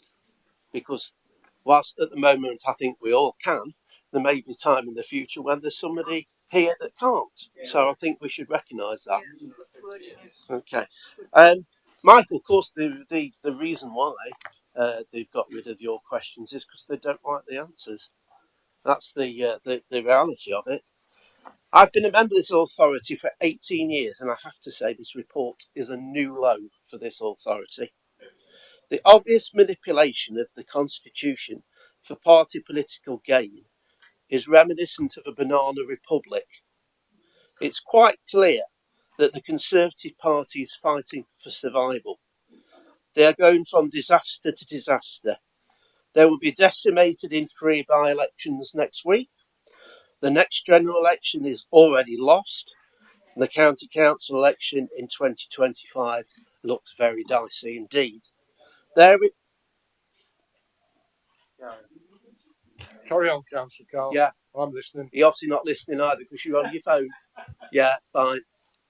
Their response is to adopt a silo mentality that attempts to stifle opposition. I have to tell you this. Opposition always finds a way to be heard and to be seen, and that's what we intend to do in the Independent Alliance. Mr. Chairman, for the first time in 18 years, I'm ashamed of this council, and you all should be ashamed as well. Thank you. Thank you, Councillor Carr. Councillor Fowl to speak. Yeah, thank you. I just want to say thank you to Mike, who represents us on the Working Party, which was very good of him. It's really difficult to get your head around some of these constitutional things, and Mike really did a really good job for us. But I think, all the members of the Working Party turned up in good faith, had an open discussion, and I give credit to Philip Owen for that, because I think that happened. But then we get a document that is different from what we expected. This is happening time and time again. So I think I agree to some extent. It is becoming increasingly hard for us in opposition to scrutinise your decisions, and that is a result of the kind of things that you are doing, particularly in this kind of constitution. In this constitution, we've had our motions ruled out as well, I can assure you. And I think there really is a danger here. If we can't scrutinise you properly, bad things happen. They really do. We've seen that, haven't we, time and time again, and it is anti-democratic. So yeah, I'll leave it there. But thank you. Thank you, Councillor Fowl. Councillor Oliver, would you like to speak? Thank you, Mr. Chairman. As somebody who was only elected in November, can I say that I'm actually shocked, and I think I speak for everybody on this side of the chamber, extremely disappointed at this blatant attempt to curb free speech. In my small experience at council meetings, I've got to say, and I think we'll probably all agree, the most exciting moment of these full council meetings is the times when members show their most passion, which is during motions. And I think we can all agree that that is the case. The other parts, I just sit there listening to cabinet members reading out pre-prepared speeches written by their highly paid officers. Since November, I have watched as the people... Thank you, Mr. Chairman. Since November, I have watched as the people who run the council squirm as the Independence Alliance put under pressure at full council meetings the opposition. Okay? I watch as the cabinet member for Broken Roads and Pavements tries to blag his way through his job, and I have asked him on multiple occasions to come to Eastwood and explain his ridiculous opinion that the county council are doing a good job with our diabolical highways. And I ask him once again to come and visit, something which we perhaps will not have the opportunity to put forward. I watched the leader of the council read speeches written for him trying to justify having 3 jobs by telling us it's okay because taxpayers' monies pay for staff to do his job. Jobs for him. I watch him pitch for his 4th job, something which I cannot see him fulfilling. I sit here and think to myself, how is this another charade of improving Eastwood? And I stand here for Eastwood. Council meetings are our chance to do this. We pitch our ideas for the budget, something which we felt could actually deal with residents' concerns, not least spending millions extra on our broken roads and pavements. It all fell once again on deaf ears. Now, according to this report, you want to restrict our ability to do our job. My team and I wrote a motion for this meeting, as previously explained by my colleague, Councillor Hollis. It was the first meeting I planned to formally put in a motion. The reason it was turned down, and I quote, "This motion on the bus network review has been considered by the monitoring officer. This motion is not valid. The decision regarding what consultation is appropriate in this matter is one for the executive." So what staff at this council are basically saying is, this council is not responsible for the decisions it makes. It's beggars belief. The council should be the sovereign decision body making. The council should be the sovereign decision-making body of this council. The people of Eastwood have voted for me to stand up for them, and you are severely, with this, restricting my ability to do that. Our group, the Independent Alliance, do not operate a whip. You are forcing us to do so and end cross-party cooperation. Then you restrict this debate to a 1 hour per motion. For example, we have less police officers on the streets of this country than in 2010. Yet we can't use or influence our collective voice on this council to demand more. I ask Mr. Chairman that I will not be supporting this, and I ask everybody else, and especially the Tory backbenchers that don't clearly have a backbone, to stand up against their colleagues and also stand with us. Thank you, Mr. Chairman. Thank you, Councillor Oliver. Point of order 99, disorderly conduct. I have to report that during the entirety of this debate, the leader of the council has been on his phone typing. He is not listening to the debate. Not only is it certainly rude, not disturbing not you, only is Councillor it Carr, rude, it it's is reading. disrespectful. Thank you very much, House. Councillor Carr, for drawing that to his attention. Thank you, Councillor Ogle.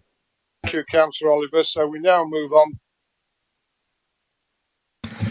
Thank you, Chairman. Obviously, as a result of the decision being made today, councillors will have the least power they've ever had, and this creates an enormous democratic deficit, one that turns the vast majority of this council into spectators.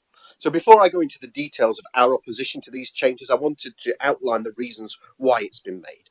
At the last full council meeting, the Conservatives voted against an Independent Alliance motion to support the banning of smart motorways. This was condemned, not least on the front page of the Nottingham Post, and by the families of people who died on the roads of death.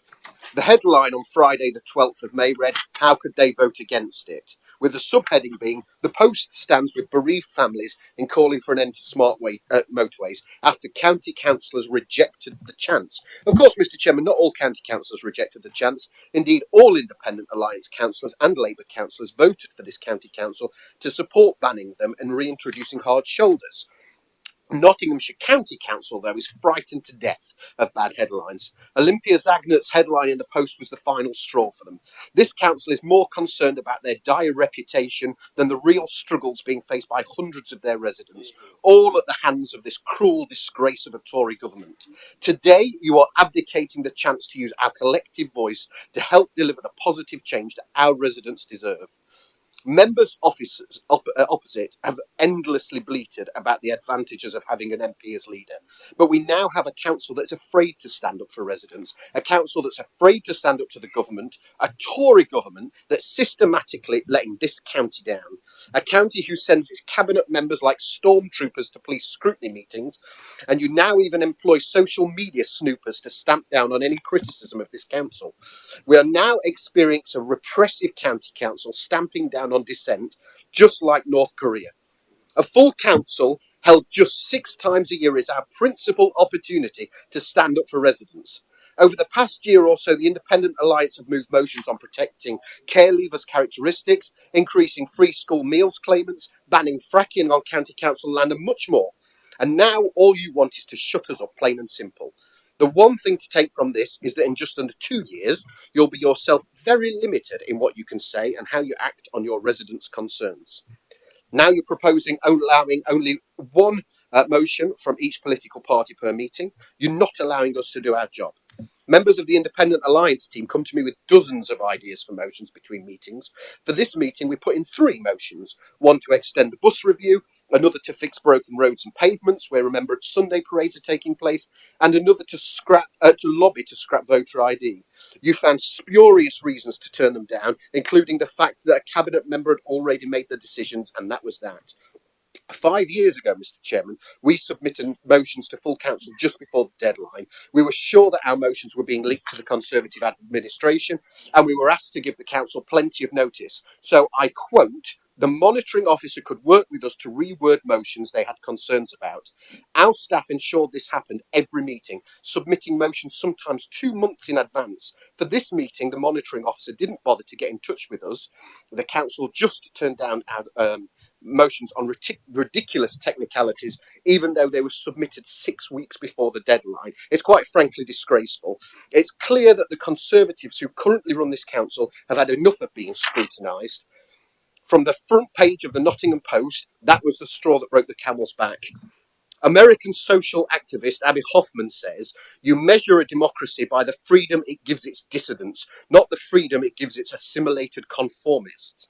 But democracy is dead in Nottinghamshire. We have a ridiculous situation where we can all move motions at our borough and district councils, but we can't move the same motions here. Terry Galloway, who worked with us on the motion to protect care leavers' characteristics, is fighting to change the law. And we were proud at Ashfield District Council to be the first district in the country to move it. It's now gone through 61 councils, including this one, and there's a real chance by the end of the year it will go through 100. And there's a real chance that that collective voice of councils will lead to legislative change in this country that will protect the most vulnerable. Our motion to get justice for ex-miners in their pensions fight with the government has gone through dozens of councils. Our fracking motion is now doing the same. Mr. Chairman, the Conservatives who run this council are out of touch hypocrites. The reality is they will lose control of this authority in 2025, and everyone knows the shoe will be on the other foot. I find them arrogant, and the Tories are treating democracy with reckless abandon. They're scared of criticism, shutting down criticism in a North Korea-style power grab, and in the end you'll come, like you did in the May elections, to regret blunting of free speech. I have to put on notice, Mr. Chairman, that I've referred this decision already to the Centre for Public Scrutiny and the Local Government Association, as we believe it is ultra vires. Thank you. Point of order, Mr. Chairman. Point of order 90, please, Mr. Chairman. I'm the business manager for the administration, and I think we've had a couple of references now to the fact that this administration has made decisions on motions. I think that for any members of the public who are listening to this debate, I'd hate them to take away that false impression. And I'd like some clarity perhaps from the Chief Executive or the Monitoring Officer as to exactly what the Constitution says in relation to motions, and make it absolutely clear the administration do not get sight of any opposition motions, whether or not they are legitimate, whether they are not legitimate. They are not brought before us. They are not discussed with us. We have no knowledge of their content. The agenda that is prepared for this council is prepared by officers. Stop to that. Yeah, we'll move on. We now move on. Councillor Meek. With all due respect, Mr. Chairman, I'd like some clarity for members of the public who are listening to this meeting.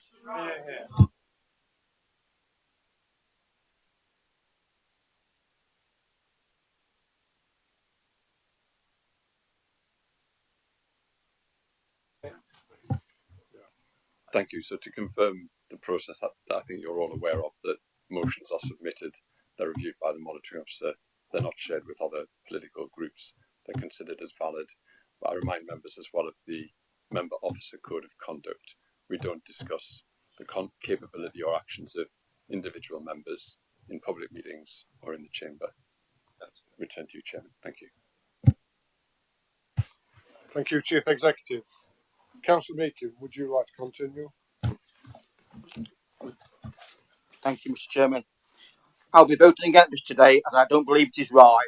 I represent Kirkby North on this council, and I've I hear it, in poverty, and are looking for county council to be on their side. They want the county council to deliver improvements to their lives and ensure their priorities are our priorities. We are sitting here today debating something that won't improve one life on the Coxmoor and Kingsway estates I represent. Nearly half of our school pupils on free school meals and the rest living in abject poverty. Yet, if the recommendations of a previous notice of motion on free school meals is actually implemented, then it will feed more children of families I represent. Under these new rules, we would have done this. What we are actually doing is restricting our ability to do our job. You rule this council with an iron fist. Motions that would now be not allowed included the calling for the maternity review, the one on justice of mine workers' pensions and fracking. This is deliberate and an effort to make the council meetings irrelevant. Councillor Oliver has already stated that he had a motion turned down because the decision was already made by an executive member. This council, on the new governance rules, cannot overrule decisions of its cabinet members. It is wrong and probably illegal. You are creating a dictatorship, and it is not on. The Smart Motorways motion was brought to you after concerns were raised by families of victims. Yet, you refused to listen and voted against it, leading to the Nottingham Post headline, which we've already seen. I can just imagine the scenes after this was published. In your ivory tower, you told the powers that be to be an excuse to block motions at the next meeting. This is exactly what happened, Mr. Chairman. Not one, not two, not three, but 4 motions were refused at this meeting. Now you want to formalise it. Thank you. You want to deny council the chance to change the policy in a democratic way. I found that appalling, Mr. Chairman, and I will not be voting for this today. Thank you. Thank you, Councillor Meakin. Councillor Welsh, would you like to speak? Yes, thank you. When I first saw this constitution, I was worried that someone had found the joke constitution that I wrote when I was employed here. But since the fire probably burnt it out, then this is obviously not it. I think this constitution, and vicariously living through myself, that is, as a professional, I've read many constitutions in my time, and I study in law myself at the moment. I found it really quite interesting in places, and I would ask the question whether there has been some external legal advice with regards to this constitution. And the reason I would say that, because if there isn't, I would advise that there is. But I'm going to, it is no surprise really that I'm going to mainly talk about, first I just want to go back to the officer balance. I can guarantee actually people in this room that the democratic services officers in this council do not give anything over before it's constitutionally acceptable. They are thorough in what they do, and when I worked here as an officer, I could have confidential conversations with them about a motion that we would want to do. That conversation would remain confidential, and when I submitted it, people didn't know about it until it was actually there. And I have no doubt about that, and I think it is highly inappropriate to question that in this chamber. And I think we lower the standards when we do that. When we talk about officers' salaries as well, I think that's completely inappropriate as well for in here as elected members. But I did want to talk about motions, and I don't want to use something that is so emotionally driven and so bad what has happened in Nottinghamshire. And you all know what I'm talking about. But I honestly believe that the motion bit is the one that I would ask for you to reconsider. And the reason that I ask you to reconsider is there are elements of history of this council where there were quite dark days in this council, where not very nice things happened to children, etc. There are times when councils don't always do what they should be doing, but there are also times when actually outside agencies don't always do what they should be doing, and it affects people in Nottinghamshire massively, massively, massively, massively, to the tune of 1,700 babies, women in this county. I believe that if that motion hadn't have come here, it wouldn't have gained the traction that it needed to do. There were people sat in this chamber that had no idea about this, that this was happening. I was to put that motion down today as an elected member who has been approached by 60 women living in Nottinghamshire in the area plus, if I hadn't have brought that motion here today, where would their voice go? As an elected member, where would that voice go in this county council? We have moral obligations as elected members. Moral obligations. And I know that some people over here didn't like it when I spoke on that motion. I got just told to shut up, stupid woman, etc., etc. But it was such an important motion. And if anything, what it demonstrates of what has happened, along with the work that's done at the Health Scrutiny Committee, that motion was really important. But I wouldn't be able to bring that today. We wouldn't be able to bring various motions that have come over the years, and some really good things have happened. This isn't always actually about attacking your government. It's about getting change. And it's giving people a voice. And when you take away that ability and say you can only have one motion and you can only do this and you can only do that, you take away that. You take away openness and transparency, you take away scrutiny, and I can tell you something else. You look at the constitutions of those councils in the modern area where really bad things have happened, and it's not too dissimilar to this. Thank you very much. Thank you, Councillor Welsh. Councillor Creamer to speak. Thank you, Chairman. I'll keep it very short because debates are going to be very short.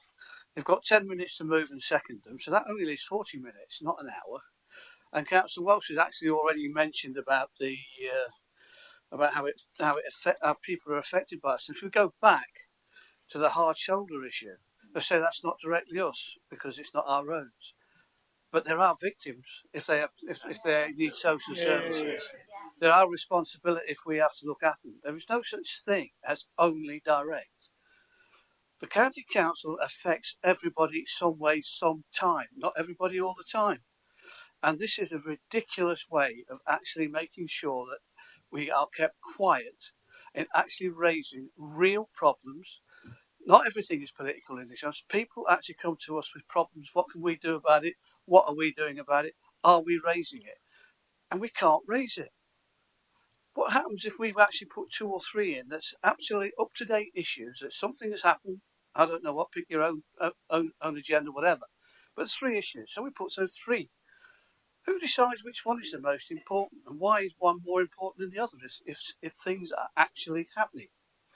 And just for a matter of clarification, Chairman, if this gets voted through by the ruling group, does that actually mean we can go home afterwards? Because the next one will actually be illegal under the new constitution.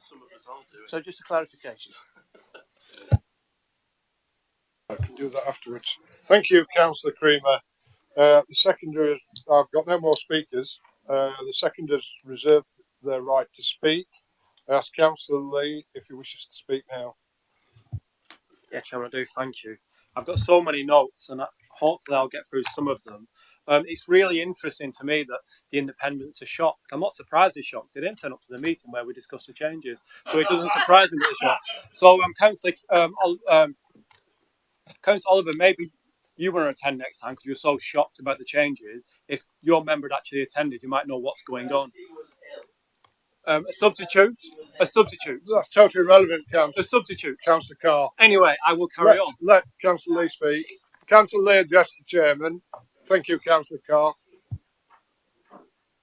So I'll carry on. Again, in the meeting, we had a really good conversation with everybody present, including the Labour member, who had no issues with the changes to do with the fire authority. None in the meeting. He might have mentioned it afterwards, but in the meeting he said, I've got no issues. So again, I'm shocked that the Labour are so shocked that these changes have happened, because in the point meeting... of clarification, Chairman. We What's the discussed point of clarification, Councillor? well, the point of clarification. Yeah, listening. Not 90. Completely wrong. That is not the case. We've had exactly this discussion in the committee meeting. So as I said, Chairman, again, we had a discussion in the meeting. The members there did not have an issue with the changes. They didn't. The maternity question by Councillor Welsh, again, that went through health scrutiny. Sue Saddington was the one that brought it to health scrutiny. That would still happen under these changes.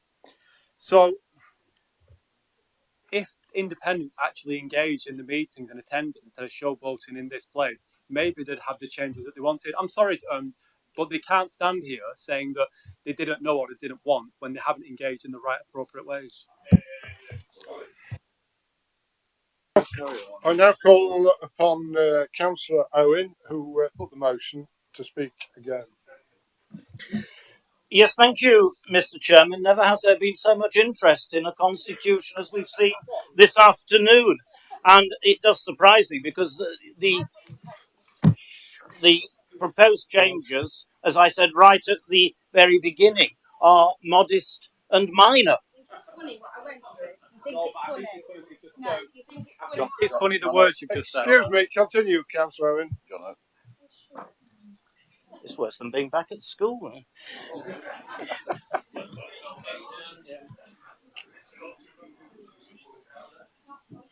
I repeat the thanks that I gave to the working group right at the very beginning. And we had some good discussions, and I was grateful for Councillor Pringle's contribution. And of course, when he takes things back to his group, there may be changes that they feel are required. But that's the way, that's for them to decide how they operate. Councillor Lee has re-emphasised the point that I made, that it was a cross-party working group. Cross-party means that everybody was involved, including Councillor Garner. There was one group who did not send a representative, and the representative is not a fixed person. It's somebody who's available to come in and speak from a particular group and to take back the nature of the discussions. So, point of clarification again, Chairman. Our representative was ill that morning. It was too late to find somebody to Thank you, Councillor substitute Carr. for You've her. already said that. I've already said it, but they're carrying on repeating it, and I've said it again. It's a cheap point. Councillor Owen hasn't made that point before, I don't think. So, well, that might Carry on, Councillor Owen. have been true for one meeting, but not for the others. We didn't. We had more. And they don't. Well done. How many meetings did you have, Councillor Owen? Oh. I'm upset. Right. So I'll carry on.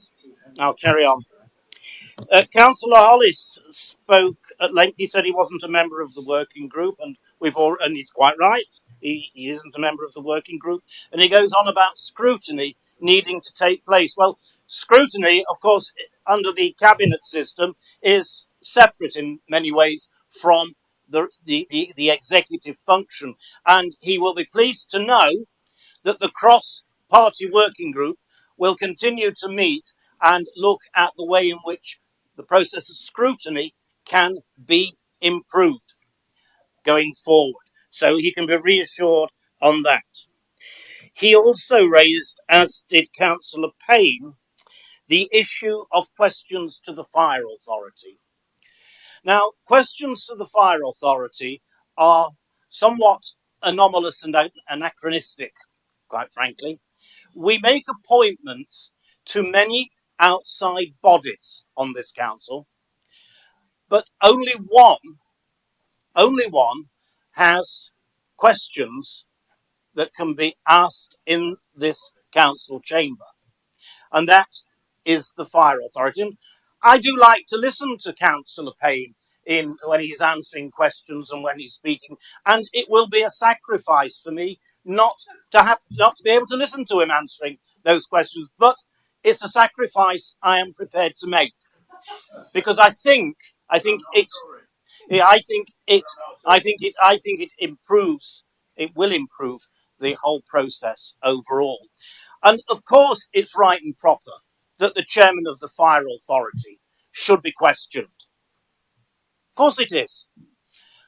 And that is why the fire authority has its own standing orders. And within those standing orders, it says that there can be questions to the chairman of the fire authority. It says that motions can be put down and debated at the fire authority. And that is where those discussions, those questions, those debates should be taking place, at the fire authority. So you will still have your chance, Councillor Payne, to have as many questions as you like asked of you, as many questions as you like asked of you, and as many motions as is needed at the fire authority. Questions to the leader. I've been condemned for proposing this, and I would point out, Mr. Chairman, that these deliberations were the deliberations of the cross-party working group. Kim Jong-il over there didn't decide and tell me what we had to put in them and say, here, go ahead and do this. Oh, I thought I had 10 minutes. I must change the rules. I must change the rules.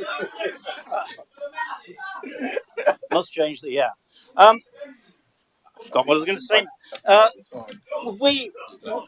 We did it because we were asked to do it. You said what you've got to say. Thank you. So down to the mover of the motion has spoken, so we put this to the vote. Well, so are we all in favour, please?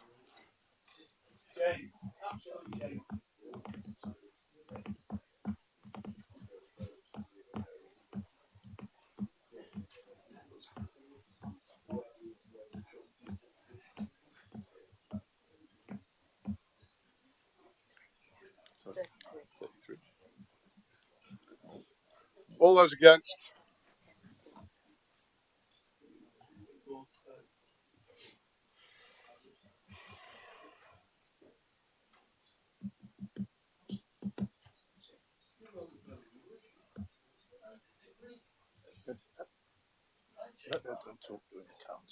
Don't talk while we're counting, please.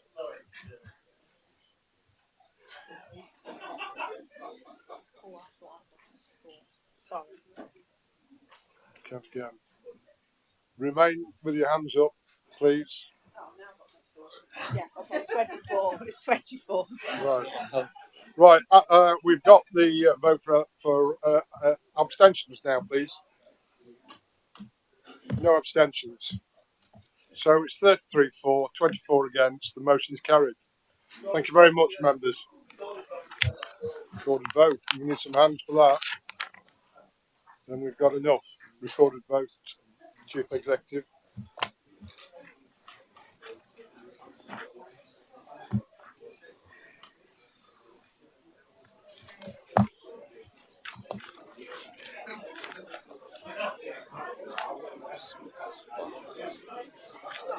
Yeah, who's the person who's missing Thompson? Okay, members, if I can have your attention, please. Thank you. I'll run through the list for the recorded vote, please. Thank you. Starting with Councillor Adair. 4. Councillor Adams. 4. Councillor Allen. No, she's gone. Okay, sorry. Councillor Anderson. 4. Councillor Bailey. Councillor Barney. Councillor Barnfather. Councillor Bradley. 4. Councillor Butler. 4. Councillor Callaghan. Councillor Carlton. 4. Councillor Carr. Against. Councillor John Clark. Councillor Neil Clark. 4. Councillor Corden. Councillor Cotty. 4. Councillor Creamer. Against. Councillor Deakin. Councillor Doddy. 4. Councillor Eddy.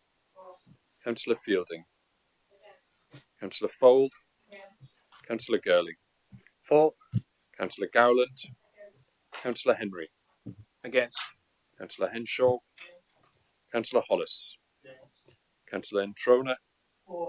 Councillor Richard Jackson, Councillor Roger Jackson, Councillor Kerry, 4, Councillor Lawton, Councillor Lee, 4, Councillor Madden, 4. Sorry, against. I was too busy trying to get the light on. Against. Definitely against. thank you, Councillor Madden. Councillor Martin, Councillor Meakin, Councillor Moxon,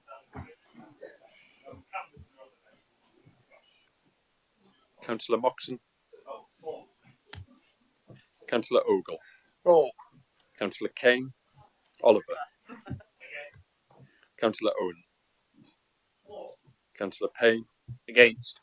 Councillor Place, Councillor Pringle, Councillor Purdue-Horan, Councillor Quigley, Councillor Saddington, Councillor Shaw, Against. Councillor Sam Smith, 4, Councillor Tom Smith, Councillor Taylor, Councillor Turner, Councillor Upton, 4, Councillor Waters, Councillor Welsh, Against. Councillor Gordon Wheeler, Councillor Jonathan Wheeler, Councillor Williamson, Councillor Wilmot, Councillor Zadrozny. Okay, bear with us.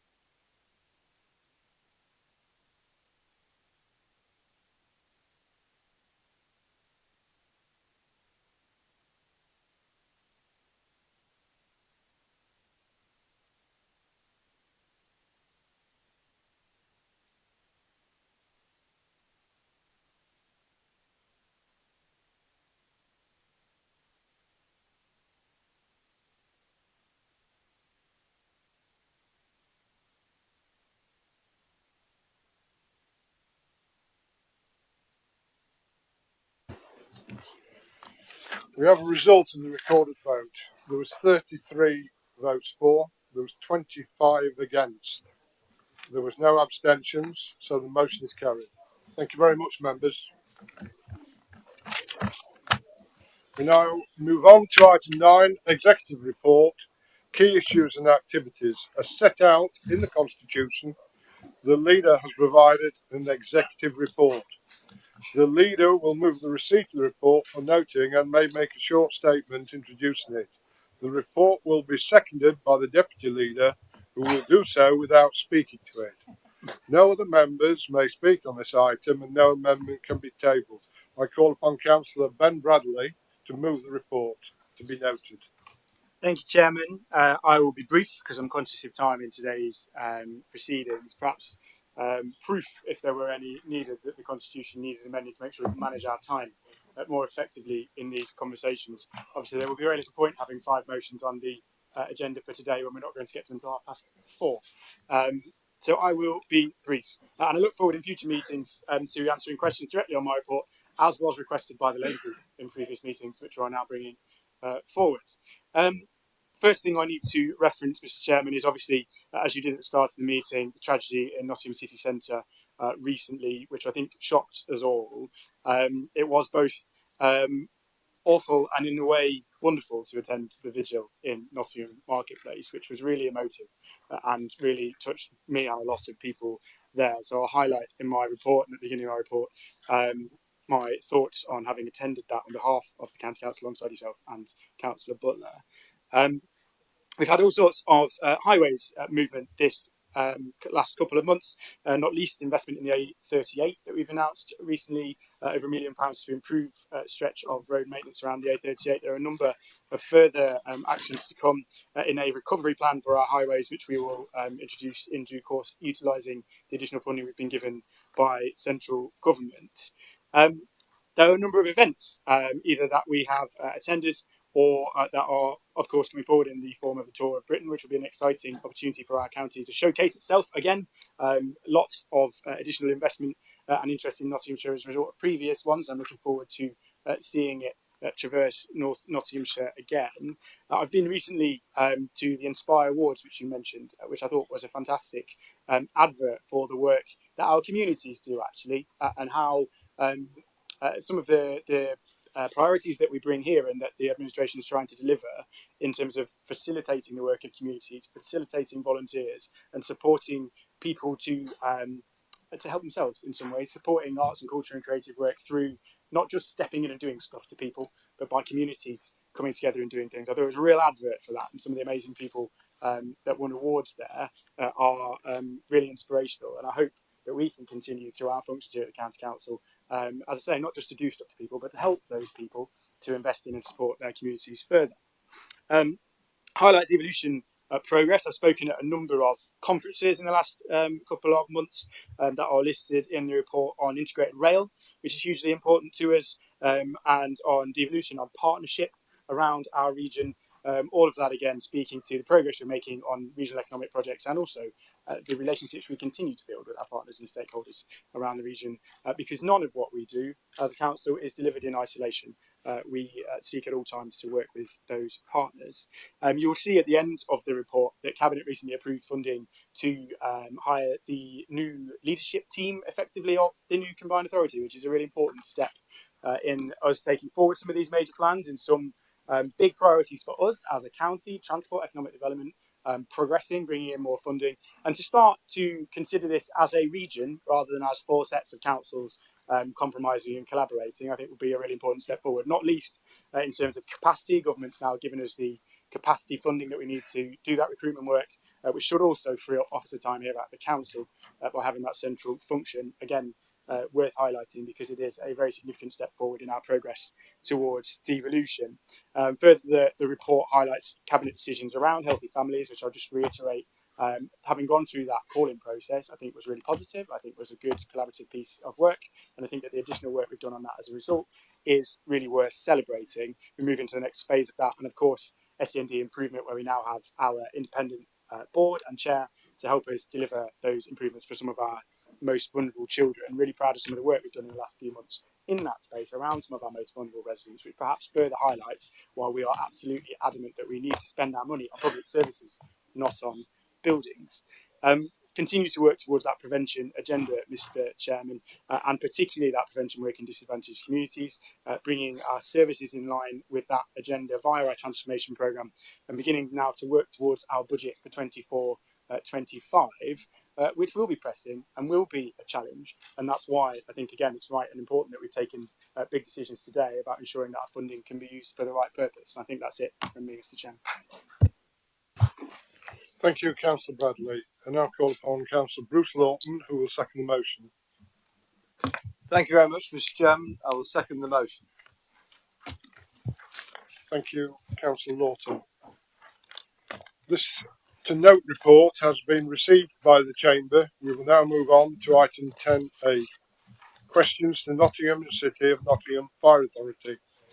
As set out in the Constitution, a maximum of 15 minutes is allowed for questions to the Nottinghamshire and City of Nottingham Fire Authority, after which any remaining questions will, in this case, it doesn't matter. There will be a maximum of one supplementary question, which must be from the member who asked the original question. The supplementary question should be on the same matter and should be in the form of a question, not a statement. The question, there is a question from Councillor Jason Zadrozny to Councillor Michael Payne as Chairman of the Fire Authority. Councillor Zadrozny. Thank you, Chairman. As the Chairman knows, my colleagues and I have been campaigning for over 6 years to have the Ashfield Fire Station return to a 24-hour full-time station. Would the Chairman please take the opportunity to update members on progress to return Ashfield Fire Station to a 24-hour full-time service? Thank you. Thank you very much, Mr. Chairman. Can I start by thanking Councillor Zadrozny for his question? I'm sure he will agree with me that the issue of full-time cover for the good people, fire cover for the good people of Ashfield, is far from an anachronistic question, as described by Councillor Owen earlier in today's meeting. As Councillor Zadrozny will be aware, Nottinghamshire and the City of Nottingham Fire and Rescue Authority are due to receive an update from the Chief Fire Officer on implementation proposals relating to the specific issue that he's asked about at our full Fire Authority meeting taking place tomorrow on the 14th of July. The proposals contained within that report to address the risks, the fire risks highlighted in the independent fire cover review carried out in 2019 of our entire city and county will aim, I repeat, will aim to see Ashfield Fire Station return to a 24-hour whole-time crew with the ambition that this can be achieved by the end of November 2023. This will, Mr. Chairman, however, be subject to review as more detailed plans are developed by the service. Under the delegated responsibilities of the Chief Fire Officer, and in the face of continuing long-term uncertainty of the budgetary situation facing the Fire and Rescue Authority, the service will aim to implement these proposed changes within the current workforce establishment, whilst maintaining the levels of fire cover currently seen across the city and our county. Members of the Fire and Rescue Authority will tomorrow be asked to support and endorse the approach of the Chief Fire Officer ahead of the service embarking on the required steps to implement the required changes. And I just finished by saying this, given that this will be the last chance to ask questions about our emergency service, thanks to the anti-democratic work of Councillor Owen and his Conservative colleagues on the other side of the chamber. I am incredibly proud, Mr. Chairman, of a Labour-led fire authority that continues to invest in improving our fire and rescue service, even in the face of disproportionate cuts levied by this Conservative government, which have been supported by Nottinghamshire Conservative MPs at every single turn. And you can have it from me, given it's the last chance I'll be able to speak about the fire service in this chamber, whilever I remain in that chair and whilever Labour is in control of that fire authority, we will fight the disproportionate cuts, including those voted on by the leader of this county council, every single step of the way. And I hope next year in May that we have a Labour Police and Crime Commissioner who will be concentrating on defending the good people of Nottingham and Nottinghamshire instead of defending themselves in court. Thank you very much, Mr. Chairman. Thank you, Councillor Payne. Councillor Zadrozny, have you a supplementary question? Thank you, Chairman. Just quickly, I mean, can I thank Councillor Payne for his reply? The reality is, Mr. Chairman, that we have put politics to one side and delivering a huge priority for Ashfield residents, and that is a full-time station that will save lives. Councillor Payne, due to, as you've just said, the Conservative Party trying to shut you up and banning you from speaking at future full council meetings, would you please take this opportunity to remind councillors about the difficulties that have been created by consistent cuts to the fire authority by the government, which have included these leads to this sort of austerity, and how you've managed, the fire authority has managed to consistently do a good job in the face of that unforced austerity? Thank you very much for your supplementary question, Councillor Zadrozny. Let me just also take this opportunity, Mr. Chairman, party politics aside, to put on record my huge thanks to everybody who works for the fire service. In spite of the debates in here, my huge thanks to all those elected members who serve from the City and County Council on the fire service. My thanks to the people who have campaigned, particularly around this proposal. I'm not churlish enough to ignore the hard work of members who represent that particular area, including Councillor Zadrozny, but also the Fire Brigades Union and our trade unions who have campaigned very hard on this. But a particular thanks to all of our staff. The situation is incredibly difficult. We are disproportionately affected. You've heard me talk about it before. We've been singled out for cuts by this Conservative government over the last 13 years. And I do find it incredibly, I'll finish on this point, Mr. Chairman, I do find it incredibly galling that we have every single MP in Nottinghamshire, Conservative, not particularly interested in asking me questions or approaching me about concerns they've got around the fire authority until there's an issue in their area and they want to claim credit for work done in their area. Then they're asking questions, then they're stood on their feet in the House of Commons, then they're making a point, then they're unfairly criticising people without a right to respond, just as the member for Rushcliffe did. But the moment that there's a whiff of people disagreeing and arguing back in a democratic chamber like this, what's the first thing they do when they get a chance to do it? Shut you down. Close down a chance for people to ask questions. And I am, Mr. Chairman, I might meet your ire in saying this. I am slightly concerned. I always thought the role of the chairman of the county council was to be an honest, impartial umpire, and I do slightly worry, given the decisions that we've made today, after some of the comments that we've had from you, from the chair, that we might see a front loading of questions and other things in the favour of the administration, rather than hearing everybody's voice in this chamber. I think your rulings and the comments you've made at certain points against members this today could be perceived to be far less than impartial. Thank you very much. Well, thank you very much for your opinion, Councillor Payne.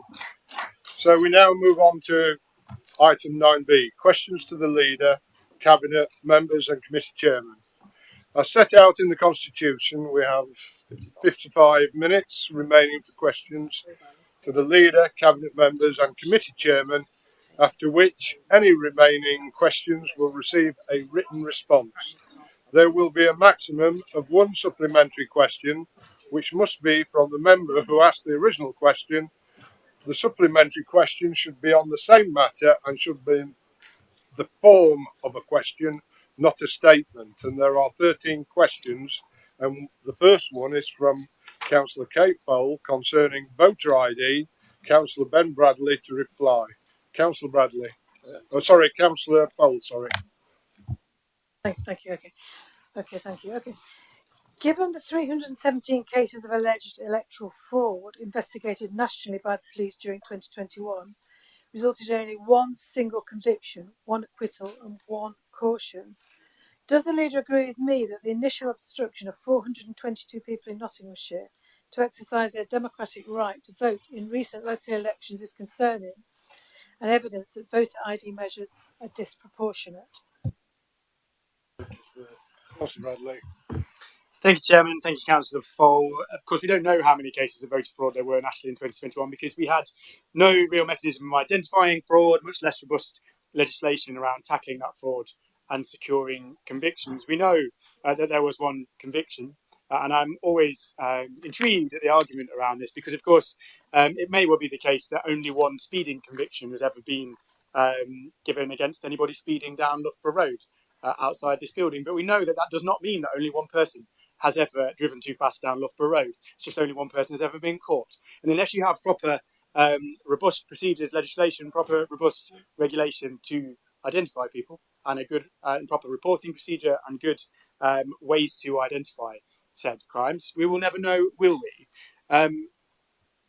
You'll know that there were extensive national and local awareness campaigns. You'll know that residents had direct correspondence. If you were a registered voter, you will have received a personal letter from your monitoring, reporting officer, returning officer in the council at the time of the election. You'll know that free ID was made available. You'll know that after many years, this service still runs very well in other places like Northern Ireland.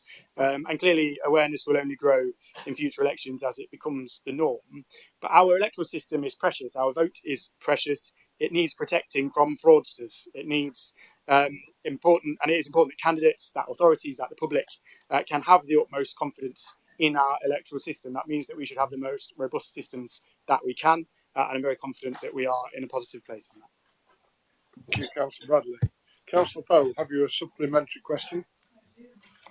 I think most people would accept the fact that electoral fraud isn't huge in this country, but still, it was reported on the 15th of May by Sky News by North East Somerset MP Joseph Rees-Mogg, who suggested that requiring voter ID to vote was an attempt to gerrymander, which came back to bite the Conservative Party. I believe that Jacob Rees-Mogg is a Tory.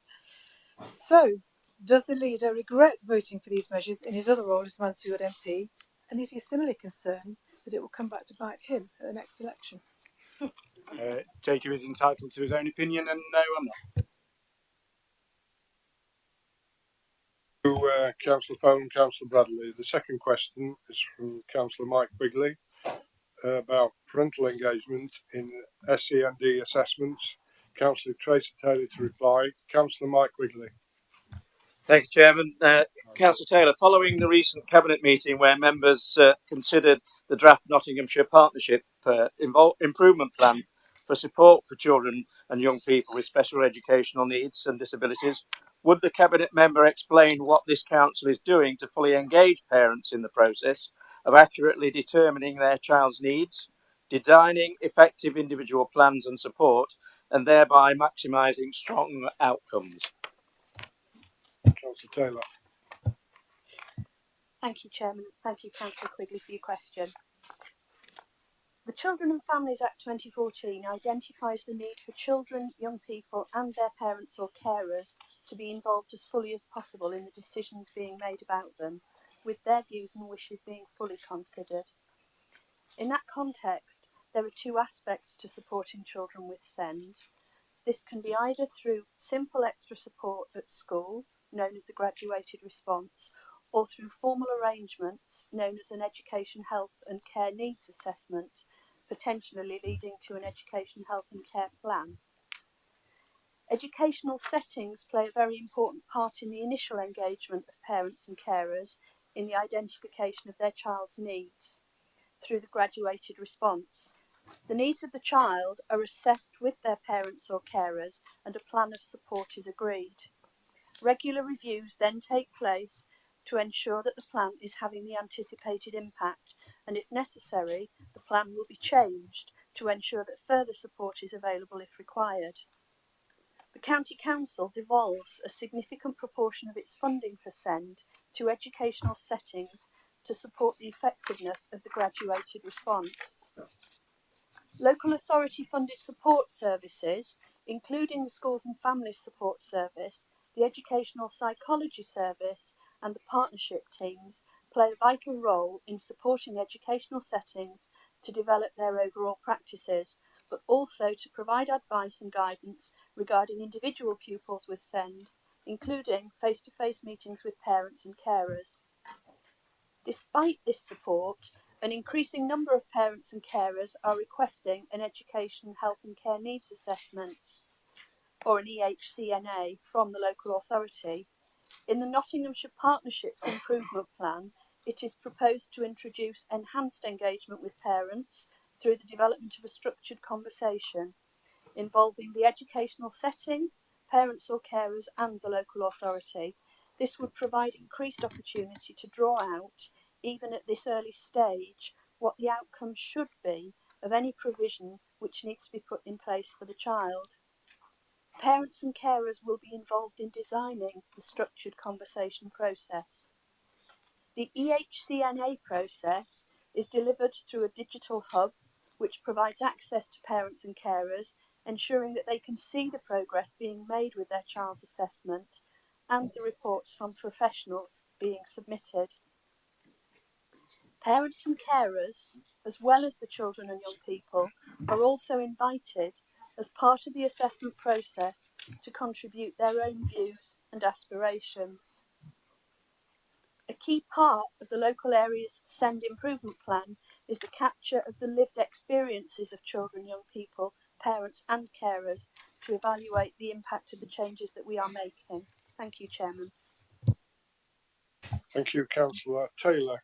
Councillor Quigley, have you a supplementary question? Yes, Chairman, thank you. Thank you, Councillor Taylor. Given the ultimate aim of the approach is to ensure that children and young people with special educational needs and disabilities are well prepared for their next steps in life when they reach adulthood, would you explain how this council is currently performing and what more it will be doing in respect of guiding these children and young people towards secure employment, further education and training and independence as they move into adulthood? Thank you, Councillor Quigley. Councillor Taylor to respond. Thank you, Chairman, and thank you for the supplementary question because it does actually raise a very important point. As you rightly say, the overriding aim of the local area partnership SEND work is to ensure that children with SEND can overcome or at least mitigate the disadvantages they face and reach adulthood in the best possible position to secure employment, further education and training opportunities and to achieve the maximum possible level of independence. If you like, that's the bottom line. It's the ultimate measurement of whether the support that we provide is achieving its purpose. It's therefore surely very significant that in this respect, the Ofsted report states, and I quote, "Many young people with SEND receive effective support in securing employment, education, training and independent living as they become adults in Nottinghamshire. The proportion of Nottinghamshire children and young people with SEND who are not in education, employment or training is decreasing. Chairman, young people with SEND in Nottinghamshire make successful transitions from Year 11 into post-education options. The data shows that more young people with SEND in Nottinghamshire transition into learning rather than NEET, that's not in education, employment or training, compared with the East Midlands and the England average. The supported internship programme is one of the largest in the East Midlands, even though COVID had a considerable impact on numbers and on employment placements. Over the last few years, the infrastructure for supported internships has been developed, including the expansion of providers and employers and the training of job coaches to support the young people in their work placements. This will provide a strong foundation for future years. The proportion of pupils with an EHCP who completed Year 11 in 2022 and continued in education, employment and training was 98%. That is almost the same level of outcome as the whole Year 11 cohort at 98.3%.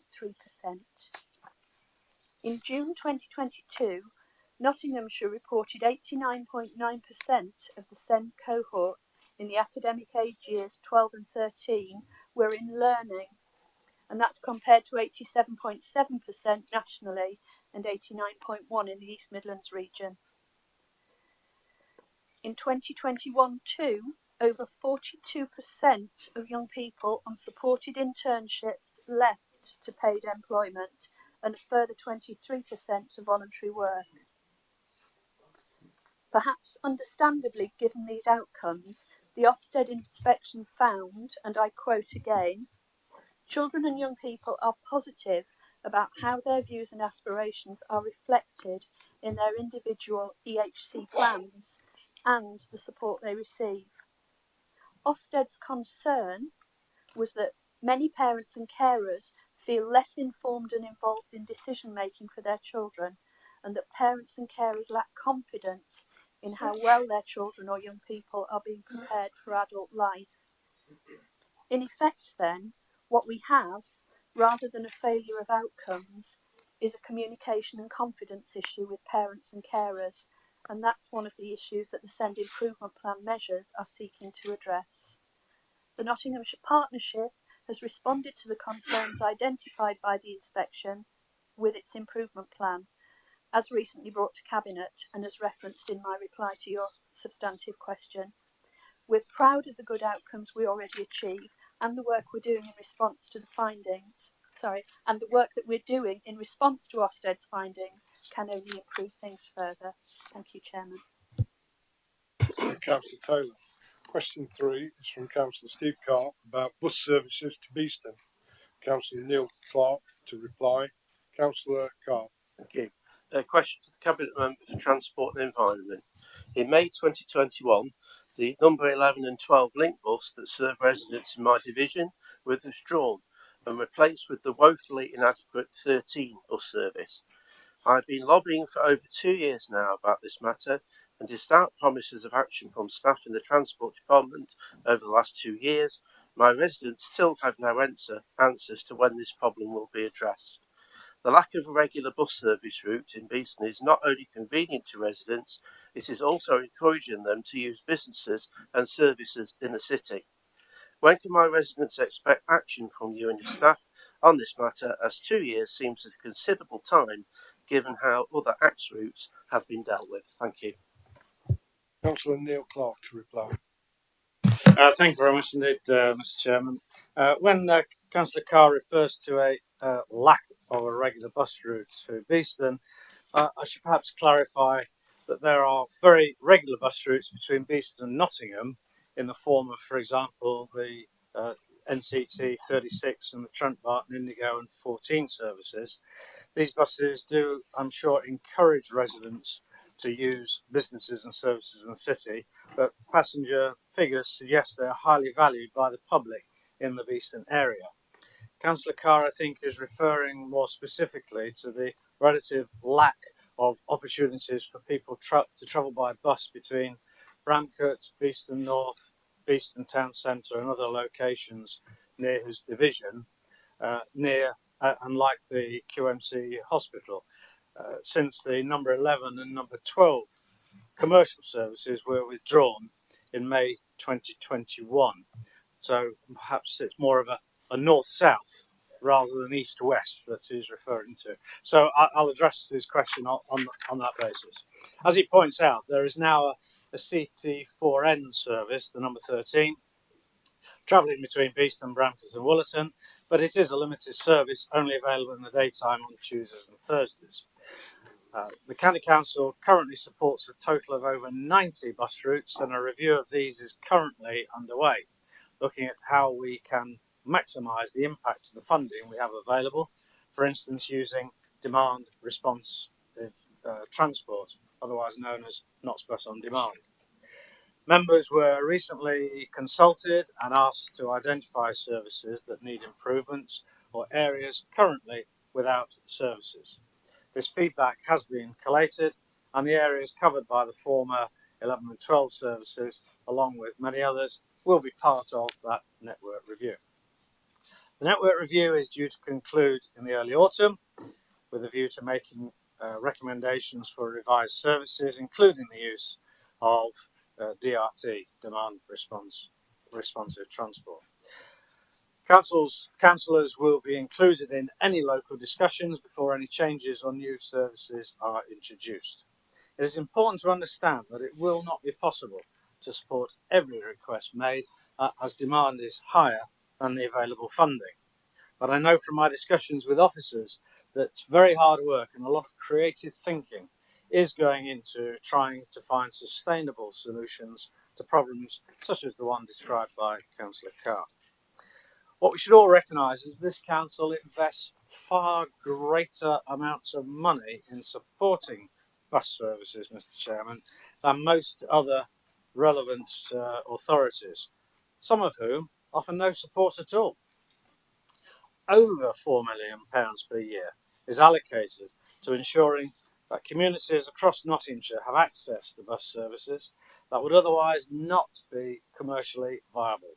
And over £1 million of additional funding has recently been provided to support 12 commercial routes that were scheduled to be withdrawn due to reduced patronage resulting from the COVID pandemic.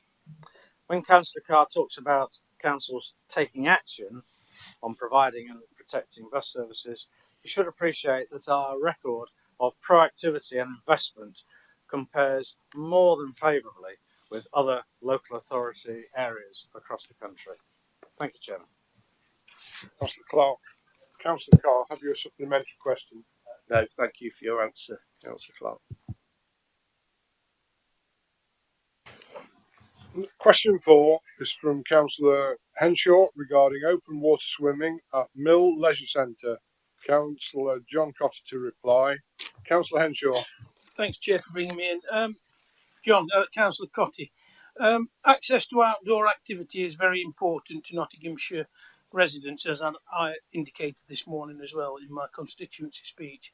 Can the Cabinet member update the Council on why the Adventure Mill Centre at Sutton Reservoir had to close its open water swimming facilities in January 2023? Thank you. Councillor Cotter to reply. Thank you, Chairman. Thank you, Councillor Henshaw, for your question.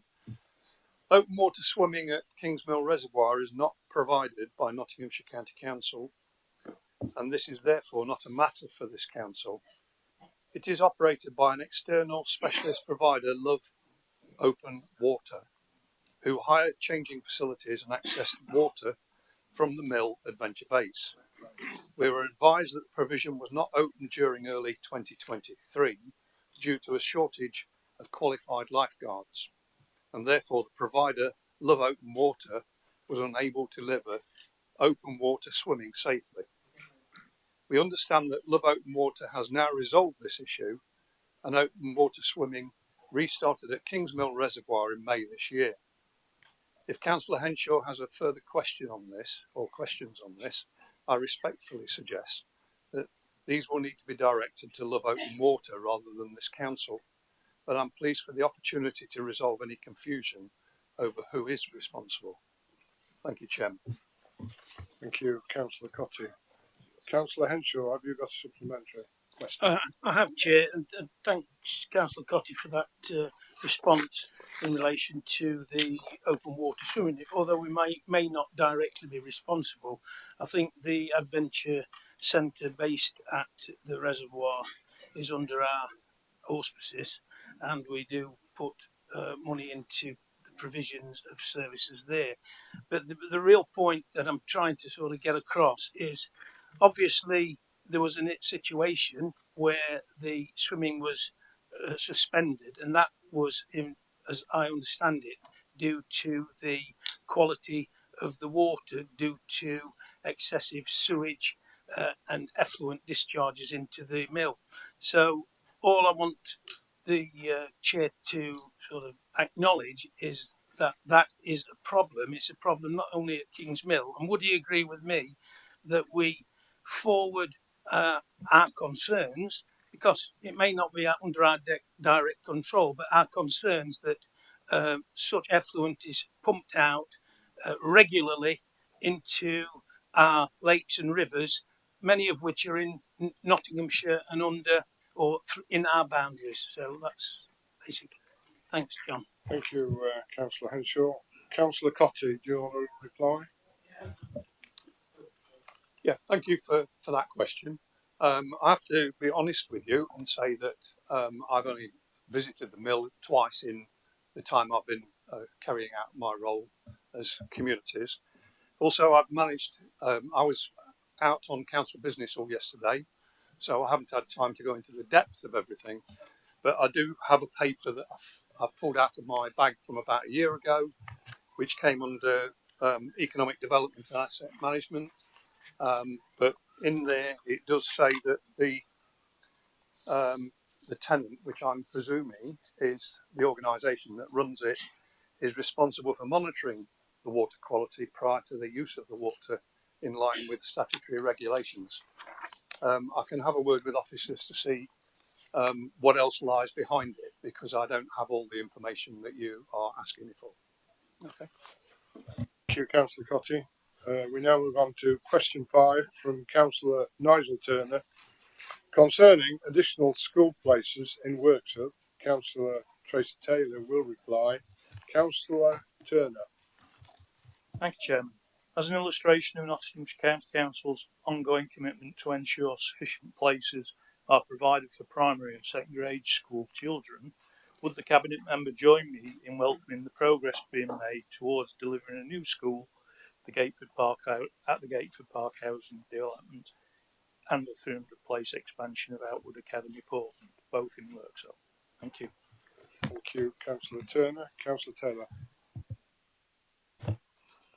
Thank you, Chairman, and thank you, Councillor Turner, for the question. You won't be surprised that I'm delighted to be able to report on the progress to which you refer. At Gateford, a new primary school is being delivered for the Gateford Shire Oaks planning area, and that's working with Art Partnership Limited, and it will in the first instance be a 210 place school. That's one form entry and a free school. Arrangements for the governance of the new primary school have been shared with the Department for Education, as is standard practice for all new schools. And as Cabinet member, I will join other local councillors to interview prospective operators for the new school in September 2023 to determine the council's preferred provider. Our recommendation will then be sent to the DFE for their final decision. Planning permission for the school's already been granted. It's been designed with the capacity to grow to 315 places, which is 1.5 forms of entry. And that's if the demand in the area requires it. The building is funded from basic need and from housing developer contributions collected by the local planning authority. Art Partnership Limited are confident that the school will be delivered on time for opening in September 2024. Outwood Academy Portland. The plans for this are well advanced for the expansion of secondary school places, and the council's working with Outwood Grange Academy Trust to deliver a 300 place 2 form of entry expansion at the this secondary school, which is rated as outstanding by Ofsted. The Trust is supporting the Council in the interim period with an additional 60 Year 7 places from September 2023 in anticipation of higher demand. The Council will work with the Trust to ensure there are sufficient school places in the workshop planning area until the new permanent accommodation becomes available in September 2025. Outline plans have been submitted to Bassett Law District Council. The project is funded via Basic Need and Community Infrastructure Levy monies, and the councils work closely with all partners, in particular with Bassett Law District Council, to secure this addition to school capacity in Worksop. So in conclusion, as you say, Councillor Turner, both projects are examples of the work that goes on, not just in Worksop but across the county, to ensure sufficient places are provided for both primary and secondary age school children. This will help maintain this council's excellent record for not only meeting such demand, but also enabling most children to secure places at a preferred school. Thank you, Chairman. Thank you, Councillor Taylor. Councillor Turner, have you a supplementary question? No supplementary, Chair. I'd just like to say thank you on behalf of the residents and people that. Question 6 from Councillor Perdue-Horan about recycling facilities. Councillor Neil Clark to reply. Councillor Perdue-Horan. Thank you, Mr. Chairman. And I'd like to ask the Cabinet member what communication has Nottinghamshire County Council had with Leicestershire County Council about the possibility of sharing recycling facilities with Nottinghamshire residents? Thank you. Councillor Clark. Thank you, Mr. Chairman. I understand that Councillor Perdue-Horan has already asked a similar question at the Place Select Committee last week, and that he received a response from officers at that time. So, to reconfirm, there have been no recent conversations with Leicestershire County Council about Nottinghamshire residents being able to use the Leicestershire recycling sites, albeit such conversations have taken place in the past. For context, all our 12 Nottinghamshire recycling centres are currently open 8 a.m. to 8 p.m, 7 days a week. In Leicestershire, their sites are only open 9 a.m. to 7 p.m. and are closed several days of the week, so they're not open every day. By way of an example, the nearest Leicestershire site to Councillor Perdue-Horan's division is at Bottisford. The site is only open 3 days a week, Thursday, Friday and Saturday. I'm sure Councillor Perdue-Horan will agree that whilst we could seek a reciprocal arrangement with Leicestershire to allow our residents to use their sites when they are open, Leicestershire residents will be much keener to travel over the border into Nottinghamshire to dispose of their waste any day of the week, as our sites are open every day. This may well end up in more costs to our residents, outweighing the benefits gained. Thank you, Chair. Thank you, Councillor Clark. Councillor Perdue-Horan, have you a supplementary question? Yes, thank you, Mr. Chairman, and I'd like to thank Councillor Clark for his reply. And indeed, it was brought out in the meeting that Leicestershire isn't open every day. And I became aware following... We have a question, Mr. Chairman. Yeah, there is a question. I became aware following the meeting that an environment minister had recently told, I think it was either the LGA conference or a similar conference, that councils could not expect the rules to be changed in the national framework anytime recently. So my question, Mr. Chairman, is: would the Cabinet member agree with me that it is worth re-examining and perhaps seeking to hold further discussions with neighbouring authorities such as Leicestershire, because not every resident, as it was stated in the report, can get to all of our recycling centres within 20 minutes. And indeed, they cannot understand why, when we haven't got a Korean border between various authorities, why we can't cooperate with Point of order, Mr. Chairman. Is he asking the question or answering himself? Because I don't know the question. I'm asking the question, why can we not continue with cooperation and to seek a possible solution to the existing framework that we run under? Thank you, Councillor Purdue-Horror, for your question. Councillor Clark, would you? Well, I'll try and work out. I'll try and assume what the question was, because I'm not sure there was one. Councillor Clark, do your best. So I'll thank you, Mr. Chairman, as I always do. I think what he's probably trying to say is, do we want to talk to Leicestershire? Well, we'll talk to anybody if we think it's appropriate. And as we draw to the conclusion of our review of recycling centres, if we were to find it appropriate to talk to neighbouring authorities, then we may well take that option up. If we don't think it's appropriate, we won't. That response, Councillor Clark. Question 7 from Councillor Fole regarding in-person health visits. Councillor Matt Barnett to reply. Councillor Fole. Yeah, thank you, Chairman. Sorry, I was getting slightly hysterical there, sorry. Okay. Does the Cabinet member agree with me that for the Healthy Families Programme 2024 and beyond a success, all newborn babies and mothers must be offered an in-person health visit? Councillor Matt Barnett to reply. Thank you, Chairman. Thank you, Councillor Fole, for the question. Thank you as well for drawing attention to the brilliant work that health visitors do.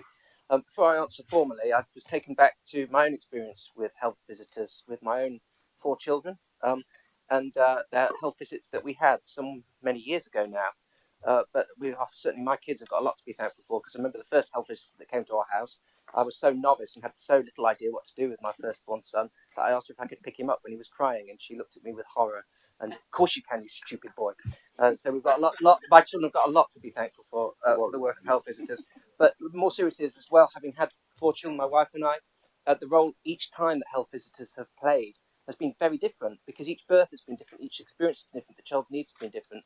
And so for each 4 occasions, even as we grew in competence, even I grew in competence by children before, there were still things that were essential things that the health visitor did. So it's from that light that I'm happy to answer this question in saying that I agree completely with you that it is essential that families are seen in person. And I'm pleased to say that this has always been the position in what I understand has been historically a very well-performing service here at Notts County Council. The Healthy Families Programme currently already provides all newborn babies and mothers across the county with an in-person review in line with the government's Healthy Child Programme. This means all families are offered face-to-face visits, which includes a new birth review between 10 and 14 days, a 6 to 8 week review, a 1-year health and development review, and a 2 to 2.5 year health and development review. These existing arrangements will continue into 2024 and beyond. And as I explained in Cabinet, we are pleased to be entering into a cooperation approach to develop this service with the current provider, who can evidence that they meet the outcomes we expect for these young children. I'd emphasise again that good performance levels are already being met through the existing provision, including good performance for in-person reviews. And I'd like to once again thank health visitors for the brilliant work that they do across Nottinghamshire. Thank you, Councillor Barney. Councillor Fole, have you a supplementary question? Yes, thank you for that. I absolutely agree. I mean, I had my baby an awful long while before you had yours, and absolutely they were helpful, but kind of beyond I can imagine. But I'm not sure whether that was a yes or not, Councillor Barney. I mean, the Labour group believe the only satisfactory outcome of further negotiations around service time must include the commitment to a clear and measurable definition of a health visit as an in-person visit undertaken by a suitably qualified specialist community public health nurse, registered midwife or nurse. And you know this is what we've been banging on about kind of ever since. We've really been asking for this, but it's never really been explicitly acknowledged and agreed. We have it on good authority that face-to-face visits are still not happening in every case. And you say offered, but what happens if you turn it down and maybe something kind of going on that we really need to know about? So I'm still not getting a firm yes from you that health visits will happen, and it would be really nice to hear that from you. Thank you. Thank you, Councillor Fowle. Yeah, Councillor so Barney. again, I mean, I'm very happy to shout yes as loudly as I can. I totally agree that health visits should be taking place. And I think I have said that actually myself personally on numerous occasions and in numerous different formats. Completely, I don't know how I can say that any more clearly. And I think the answer that I gave also said what we do offer every family across Nottinghamshire in terms of this 4-stage approach, 4 separate visits at different interjections across the newborn's life are there up until the age of 2.5 years. I would ask for specific, if there are cases where you're aware of families that are not being offered that, please let us know, because we'll pick that up with the performance team. Absolutely, that should be happening. If it's not happening, then we need to sort that out. But please bring us those specific cases, because without that evidence, obviously, we can't pick up upon that. But that is the policy of Notts County Council. It will be, it has always been, and it will be going forward as well. We believe in health visits. We believe they're essential. We accept that there was a short period of time when they weren't able to take place through the COVID pandemic, but that was a nationally mandated pandemic where we had to follow national guidelines. Rightly or wrongly, we had no choice. So they weren't undertaken at that time frame. Going forward, I can't predict whether there'll be another pandemic, and we will review at that time if there is another pandemic, whether it's right or wrong for health visits to take place. But in terms of answering this question, I don't know what else I can do other than to tell you it is happening. Totally agree, and we will continue for it to happen. So, thank you. So, shall I send you? Just read the email when it comes back. You know, in the notes, because it's very clear what the definition is: a new birth review between 10 and 14 days, a 6 to 8 week review, a 1 year health and development review, and a 2 to 2.5 year health review. That is the policy, and that is what should be happening. So please let me know if that is not the case, and I'd be delighted to look into it. Thank you.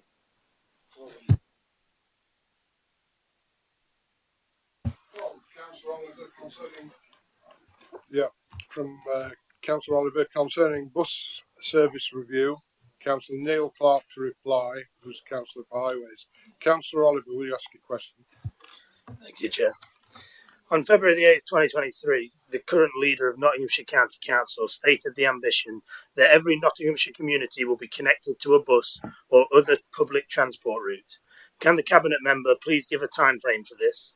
And further to this, the Nottinghamshire County Council carried out a consultation on a network review of supported bus services on the 26th of May with all Nottinghamshire County councillors. Would the Cabinet member agree to extend this consultation to borough, district, parish and town councils and other residents? Thank you. Thank you, Councillor Oliver. Councillor Clark. Thank you, Mr. Chairman. Councillor Oliver is quite correct. As in February, our council leader stated, we've made a commitment that every community will be connected to public transport, and we're going to stick to that. Councillor Bradley did not state a time frame, and nor, for that matter, did the Conservative group's manifesto in May 21, because it would essentially be meaningless. Public transport services are a living, evolving organism.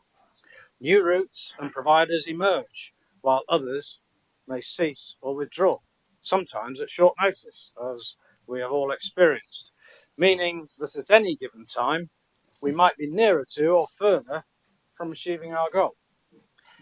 Even as and when we reach a time where we believe every community is connected to public transport, that situation could still change. So our commitment is to never stop striving to deliver that ambition. There isn't a precise end date. It's an ongoing, continuous issue. The more cynical element amongst our political opponents will no doubt choose to highlight areas where we are not achieving our ambition completely at any given point in time, and that's a matter for them. We cannot control whether others choose to be constructive or destructive, but it won't deter us from pursuing a very admirable and commendable goal. Our political Opponents might also sneer and say, well, any council can state that ambition. It doesn't mean anything on its own. Well, they might be right, but not all councils are investing more than £4 million per year to back up that ambition. I'm focused on working with those who share our unwavering ambition and who want to be constructive and not destructive.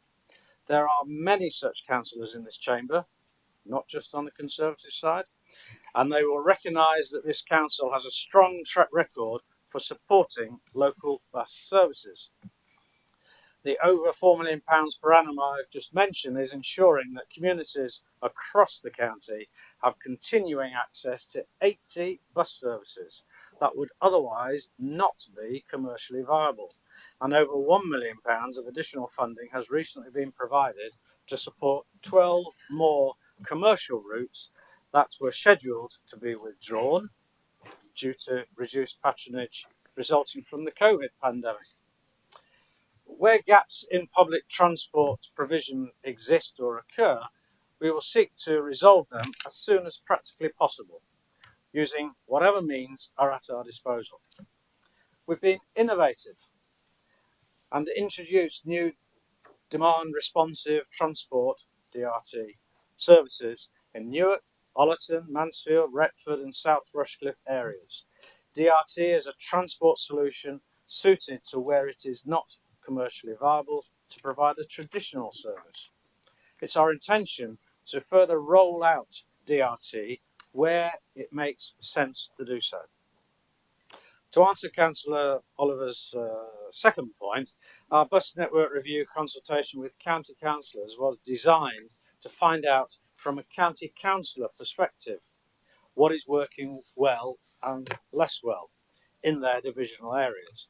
County councillors are well placed to understand the needs of their local constituents, as we frequently say in this chamber. A good level of responses has been received from those elected councillors, and it is not intended to widen the consultation at this stage. Thank you, Chairman. Thank you, Councillor Clark. Councillor Oliver, have you a supplementary question? Thank you, Councillor Clark. No supplementary question. Question 9 from Councillor Callaghan concerning holidays activities and food programme uptake. Councillor Tracy Taylor to reply. Councillor Callaghan. Thank you, Chair. Thank you, Tracy. Child poverty data published last month identified 54,221 children living in poverty in Nottinghamshire, an increase of 16,056 more children than in 2015.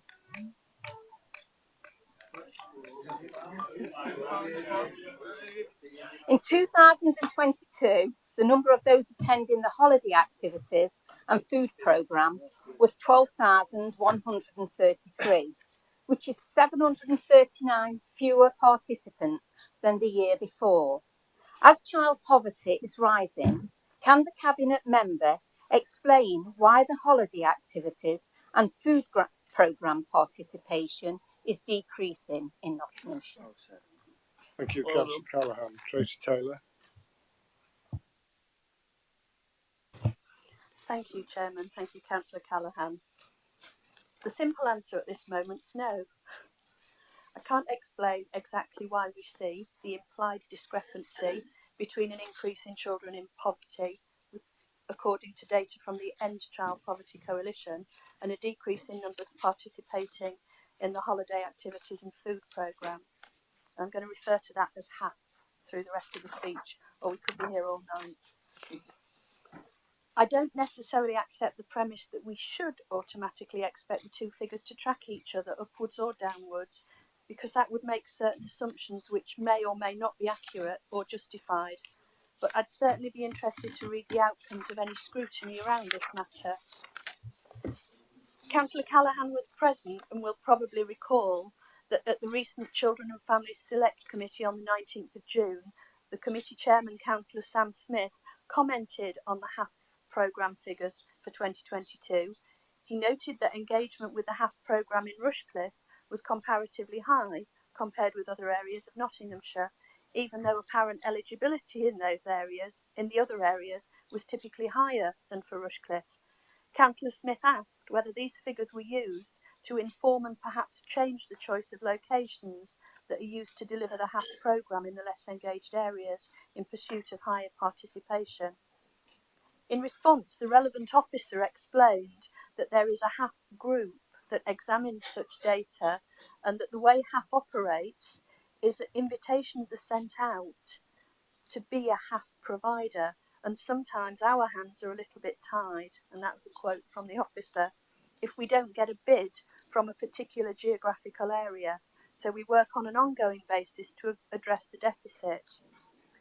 Earlier in the same select committee meeting, I made a point about the take-up of free school meals, which could be equally applied to the HAF programme. I said that whilst we do everything possible to promote the availability of such support to children and families, we cannot compel families to engage with it. I detect an implication in Councillor Callaghan's question that the contrast she's making between child poverty data and HAF participation data suggests something's wrong with the way the HAF programme is promoted or administered. However, we surely should not rule out the possibility that the data for the uptake in HAF could be the accurate representation of current need or want, and that in fact the child poverty data quoted is somehow skewed, not least given that the figures in the question are taken over an 8-year period to show high growth, and the HAF programme, which has only been around for a couple of years, is a 1-year comparison showing limited decline. To be clear, Chairman, I'm not drawing one conclusion or another, but what I'm saying is we shouldn't approach this question from a presumptuous starting point. Councillor Callaghan will be aware that the decision made by the Children and Families Select Committee at the recent meeting was, and again I quote, that a report on the delivery of the HAF programme be brought to a future meeting of the committee at a date to be agreed by the chairman. So the opportunity to scrutinise this issue more thoroughly is forthcoming. Chairman, I've sought to answer the question in a constructive manner because it is a serious subject, but I do take issue with Councillor Callaghan claiming in the local press that Conservatives don't take rising child poverty seriously enough. I can assure you, I take child poverty extremely seriously as the Cabinet Member for Children and Families, and I would not be so disrespectful to suggest that other members, including herself, do not. The question she raises is a valid one, but the way to find the answer and to shape future policy is through calm, rational, non-partisan analysis, and not by making silly and insulting statements to the media in pursuit of a headline. Thank you, Chairman. Thank you, Councillor Taylor. Councillor Callaghan, have you a supplementary question? I certainly have. And thank you for that, Cabinet Member. And every one of you in here are a corporate parent. And don't tell me, any of you, and I don't care where you come from, that you haven't got child poverty in your area, because I do not believe that. And I am seeing more and more of that on a regular basis. And I'm talking about working families as well. Not just are you asking a question? Yes, I am, and I'm getting to it. Can you get to it, please, Councillor? Just be civil how you talk to me. Right. Show some respect. Should not. What actions will the Cabinet Member be taking to increase engagement in areas of deprivation? And that is across Nottinghamshire, and we've got lots. To improve opportunities for children in poverty to access this programme. If you've got a programme, there's no point having it if you can't access it. So we need to be on the front foot trying to get families, not just saying, well, put it out to schools, we put it out to everybody else. What are we doing as a county council? And that's not saying that I want headline grabbing or anything else, because all I want is for a better outcome from the children, for the children and the families that we've got throughout Nottinghamshire.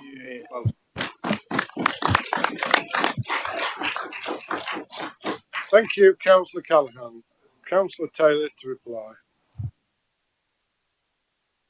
Thank you, Chairman. Thank you, Councillor Callaghan. Your passion is evident. I've no doubt about that. Possibly your approach, and maybe we need a conversation outside the chamber as well. I think I've reprised 3 elements of what I said previously. You're quite right, we are all corporate parents and we have a collective responsibility to improve engagement. I would suggest that the scrutiny work goes ahead and that is deep and meaningful, and I hope that you and your colleagues will participate fully in that. I've already said that there is a group who meets regularly to try and increase participation, including increasing the offer and the availability of the offer, because as already said, we require local groups frequently to actually be willing to make the facilities available at different times of year, whether that's schools, youth groups, uniform groups, tennis clubs, football clubs, whatever it might be. So that work, I've already said, is ongoing. And I've gone too far, I can't remember my third. It's always a mistake to say how many answers you're going to give. But seriously, engage please with the scrutiny, the feedback. Yeah, I know, I was there.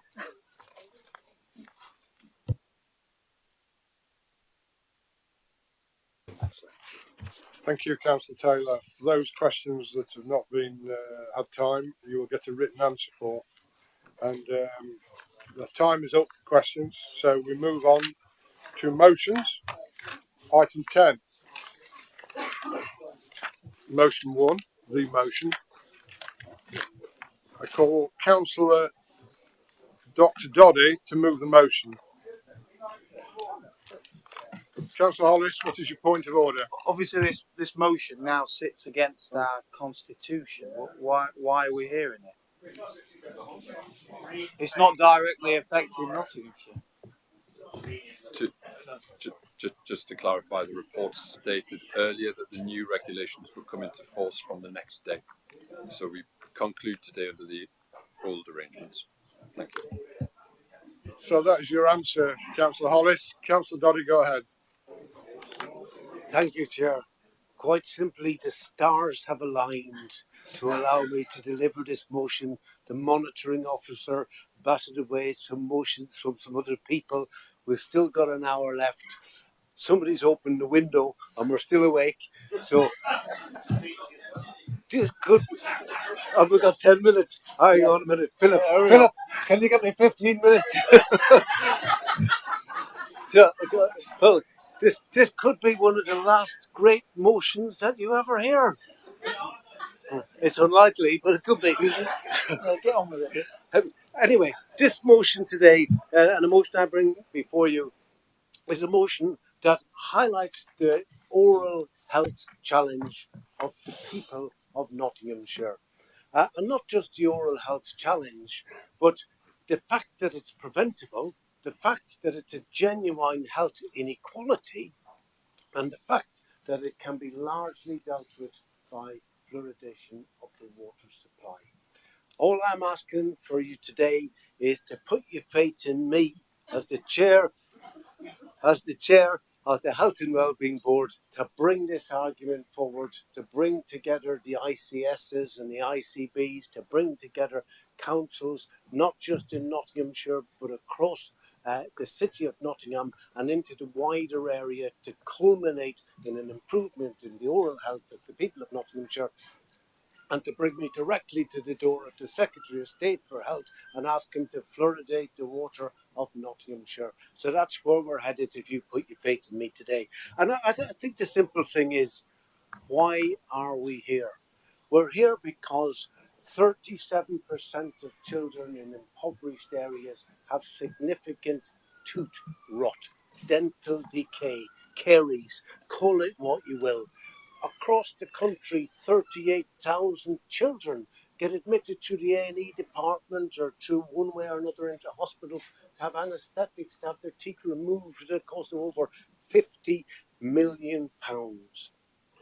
This is a significant amount of illness, and you might think it could be the deciduous teeth of children, the milk teeth that will fall out anyway.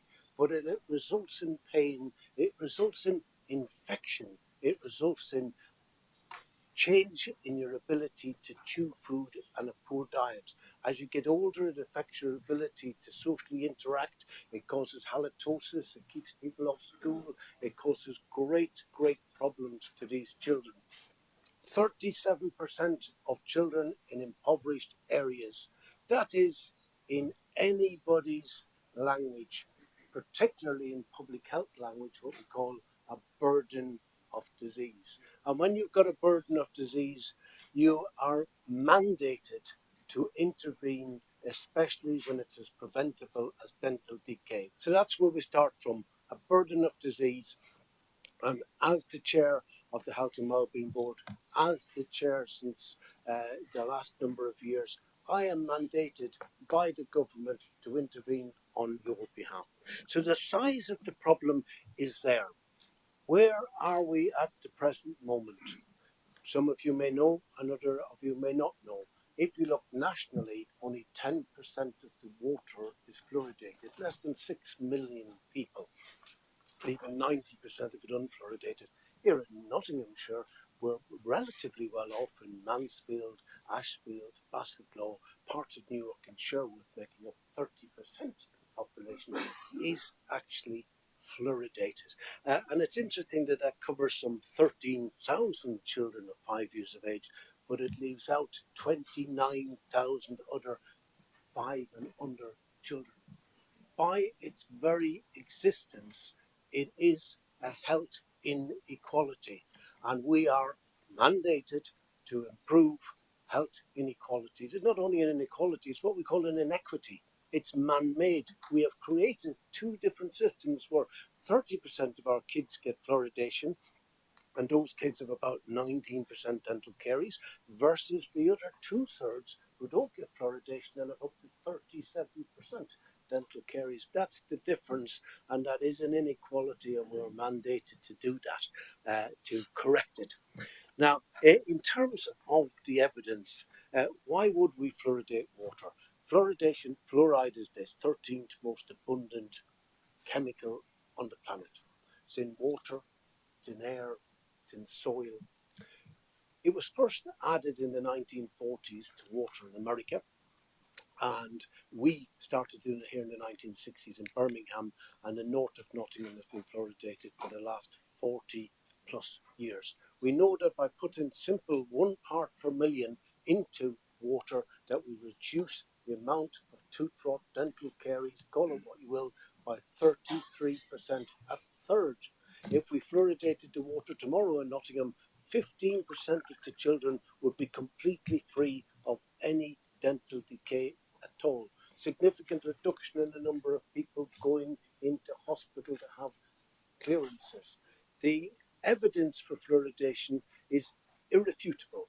It's backed by the World Health Organization as one of its prime reasons to intervene in any country in the world is to reduce dental decay, and it's promoted by World Health Organization. The British Dental Association are calling out for it and saying, let's have fluoridation.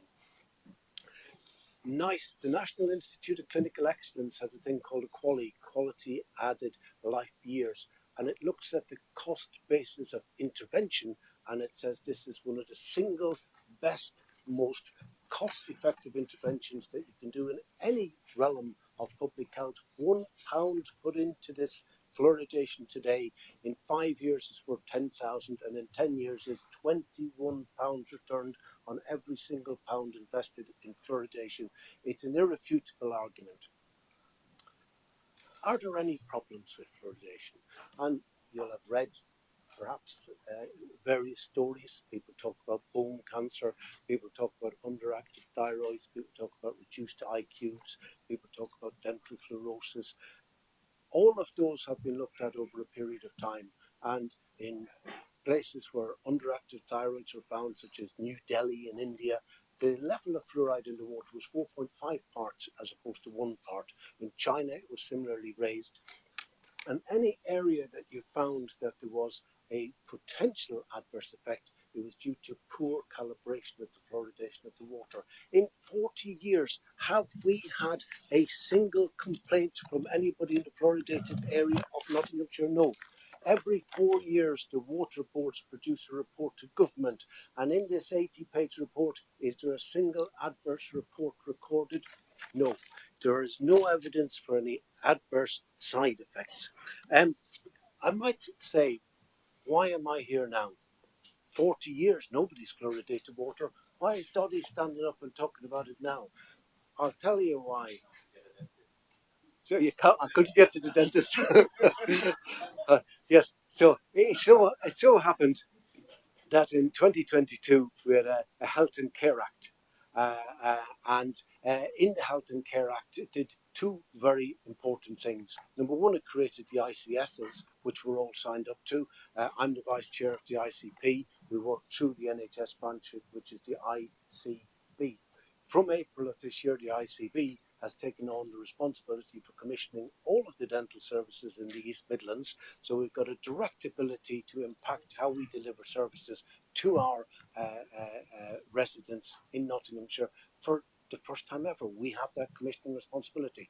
Number two, before 2022, local authorities had to fluoridate water. For 40 years, they didn't manage to do that because the borders of the water tables, the areas covered by the water boards, are not contiguous with political boundaries, and the actual challenge of boundaries and people working together created such an administrative burden that it never got off the ground. What we've got now is a very, very simple means to do it. One man has complete charge. One man makes the decision, and that's the Secretary of State for Health.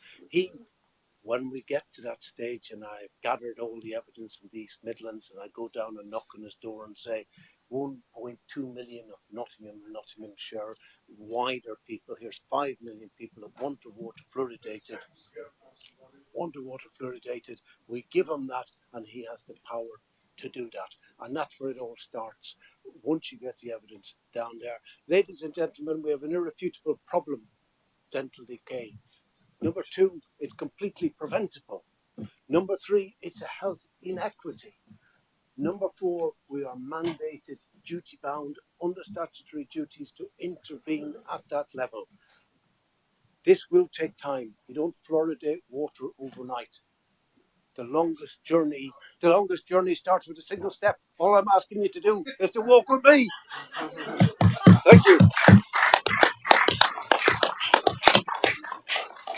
Thank you, Councillor Doddy. Councillor Saddington, second motion. Straight to vote. Straight to vote. Right, follow that. After that brief from an excellent GP, I can't do that, and I won't pretend I will. But I would like to second this motion, and everybody's been leaving this room on and off all afternoon. I'm assuming everybody's been to clean their teeth before this this motion came to be. However, inequality in oral health when comparing some areas of Nottinghamshire with others. It was for this reason that the Health Scrutiny Committee decided to look at dentistry last March. Caroline Goulding, who's head of the Primary Care Commissioning, came to speak to us along with other high-profile colleagues. Caroline acknowledged the access to dental service in Nottinghamshire has been an area of challenge and concern prior to the COVID-19 pandemic, and that dental services in Nottinghamshire aren't where they should be. We as councillors, I know, receive constant reports that our residents and their children can't register with a dentist. It appeared to happen overnight. Those who visited an NHS dentist suddenly found they were no longer welcome at their surgery.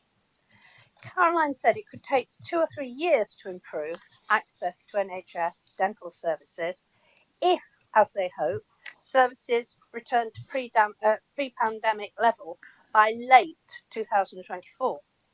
But we're told there are 109 dental practices in Nottinghamshire, 1 urgent care out of hours service which happens to be in Mansfield. There are 5 community dental service sites providing community and specialised services, and there are 9 providers of minor oral surgery. The challenges are the access to the services in general, orthodontics, and the vulnerable groups, including children in care. It appears that there is discontent within the profession concerning the National Health Service dental contract. And it was very interesting last night. I happened to be at Parish Council, and there is a dentist there who happens to be my dentist. And I was questioning what the problem was, and I'd learned, and it's quite interesting. I haven't got time to tell you. We were told that it's more attractive for dentists to treat private patients than work in the NHS. And many go into private practice as soon as they qualify. And I guess we need to look at what incentives can be given to keep dentists in the National Health Service. Initiatives to address the challenges, some of which you may be aware of within your divisions, were told that weekend sessions have been introduced, urgent slots are provided during normal surgeries, extended hours and out of hours services, oral health improvement with toothbrushing packs. So what are our choices? There are difficulties in accessing the NHS dental services which clearly have a negative impact on oral health. So how do residents avoid pulling their teeth out with pliers and filling the holes with blue tack? We must promote oral health, as Councillor Doddy's already alluded to, and with no NHS dental care for many, educate people to practice oral health. The choice otherwise is private care, which is extremely expensive, or no dental access at all. A survey by the British Dental Association found that 83%, that's 4 out of 5 teachers, have given toothbrushes and toothpaste to students for their teeth. And 81% of teachers said that there's children in school that do not have access to toothpaste.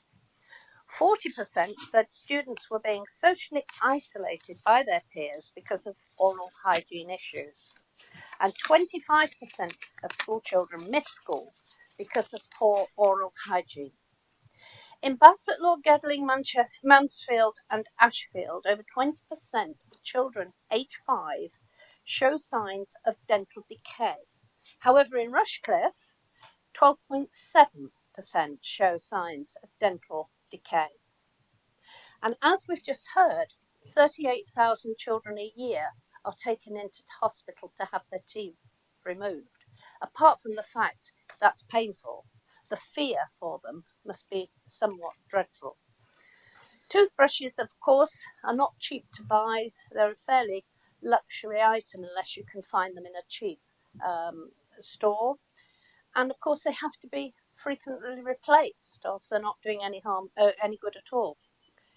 The British Dental Association say the youngest patients face the perfect storm of being unable to access care and not having the basics to maintain good oral care. I believe children may be going to school with toothache, as toothbrushes and toothpaste are considered a luxury item. Brushing teeth with fluoridated toothpaste appears not to be working. But if the water was fluoridated, children would use it automatically. That's because it's very difficult to check whether they've cleaned their teeth or not unless you stand over them. I know that from experience. From April the 1st, we noted that Nottingham and Nottinghamshire ICB were taken on delegated responsibility from NHS England for the commissioning of dental services.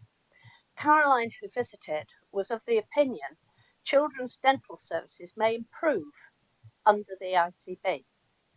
We decided that I wrote a letter to Nottinghamshire MPs to express concerns of the committee on the issue of access to NHS dental services and request their support in reforming the current NHS dental contracts to improve access to NHS dental services. And following today, if we have a vote, we can include what Councillor Dodd is referring to on the fluoridated water. However, we think it beneficial to give this new commissioning service time to settle in and to change, and then we will look at it again at the issue of access to NHS dental services at a future meeting. There isn't any point in us going now, barging in and saying this is all useless. We might as well give them time. They've been taken over by the ICB. Let's give them time, and if they improve, fine, they can come and tell us. And if they don't improve, they can still come and tell us, and we can pick them up on it. We will examine the impact of this change on residents and access to NHS dental services for adults and children. The lack of access to dental services is, I believe, a great argument for fluoridation, as other measures are clearly ineffective. Thank you, Chairman. Thank you, Councillor Saddington. I have no members who have indicated. Will not. Sorry. Councillor Fold. Can I just say the Labour Group have an amendment? Huh? We're trying to take it as the road.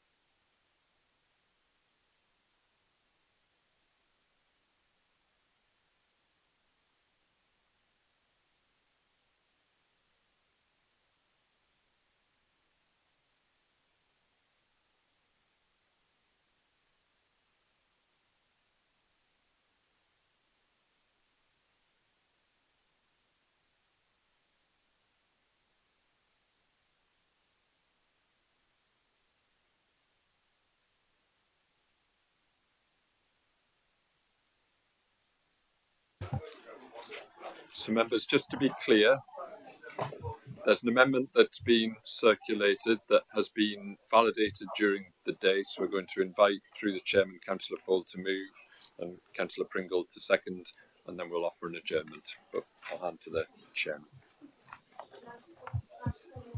Thank you, Chief Executive. Councillor Fold, will you move the amendment? Yes. Can I move the amendment and reserve the right to speak? So we're looking for a seconder, and I think that. Sorry, no, you can't. You have to speak. Okay, that's fine. Right. Thank you. Okay, right. In your amendment, Councillor Doddy, you have health inequalities is more important than ever, and that tackling inequalities is one of the 4 key aims. But one of the considerations that we have here is why are you just picking on oral health? If you've got this kind of really kind of big issue about tackling inequalities, which is great. I mean, there are other things like an increase in child poverty, and there are very few people actually in this chamber that actually know and understand what the impact of child poverty. And Councillor Callaghan behind me, I have to say.